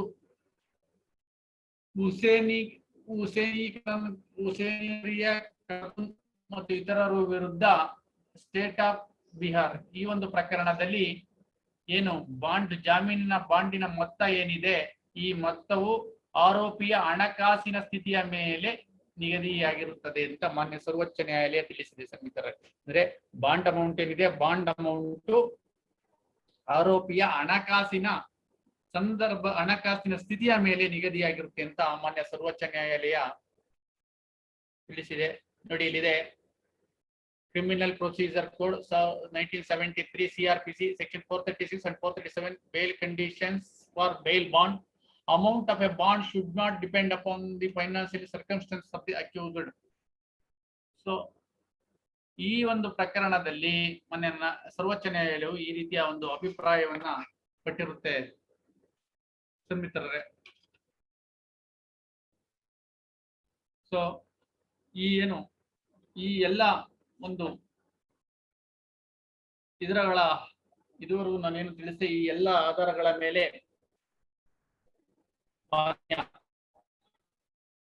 ನ್ಯಾಯಾಲಯ ಯಾವುದೇ ಒಂದು ಜಾಮೀನು ಅರ್ಜಿಯನ್ನ ಪುರಸ್ಕರಿಸಬೇಕಾದಂತಹ ಸಂದರ್ಭದಲ್ಲಿ ಅಥವಾ ತಿರಸ್ಕರಿಸಬೇಕಾದಂತಹ ಸಂದರ್ಭದಲ್ಲಿ ಆ ಪ್ರಕರಣದ ಸ್ವರೂಪ, ತೀವ್ರತೆ ಅವನ್ನೆಲ್ಲ ಒಂದು ಗಣನೆಗೆ ತೆಗೆದುಕೊಂಡು ಮತ್ತೆ ಆ ಒಂದು ಆರೋಪಿಯ ಸ್ಥಿತಿಗತಿಯನ್ನ ನೋಡಿಕೊಂಡು ಈ ಒಂದು ಜಾಮೀನು ಅರ್ಜಿಯನ್ನ ಆದೇಶ ಮಾಡಬೇಕಾಗುತ್ತೆ. ಮತ್ತು ಜಾಮೀನು ಅರ್ಜಿಯ ಆದೇಶದಲ್ಲಿ ಬೇಲ್ ಬಾಂಡಿನ ಅಮೌಂಟ್ ಅನ್ನ ನಿಗದಿಗೊಳಿಸಬೇಕಾಗುತ್ತೆ ಅಂತಕ್ಕಂಥ ವಿಚಾರ ನಮ್ಗೆಲ್ಲ ಸ್ಪಷ್ಟವಾಗುತ್ತೆ ಮಿತ್ರರೇ.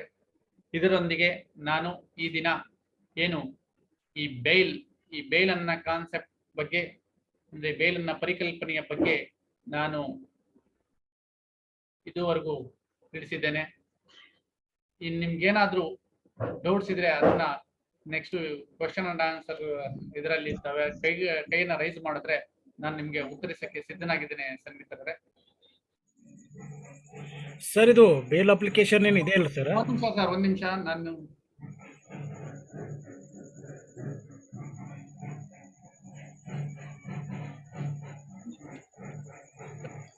ದಯವಿಟ್ಟು ಎಲ್ಲರೂ ಒಟ್ಟಿಗೆ ಕ್ವೆಶ್ಚನ್ಸ್ ಕೇಳಬೇಡಿ. ಇಲ್ಲ, ಒಂದು second sir. Hello, 1 minute sir.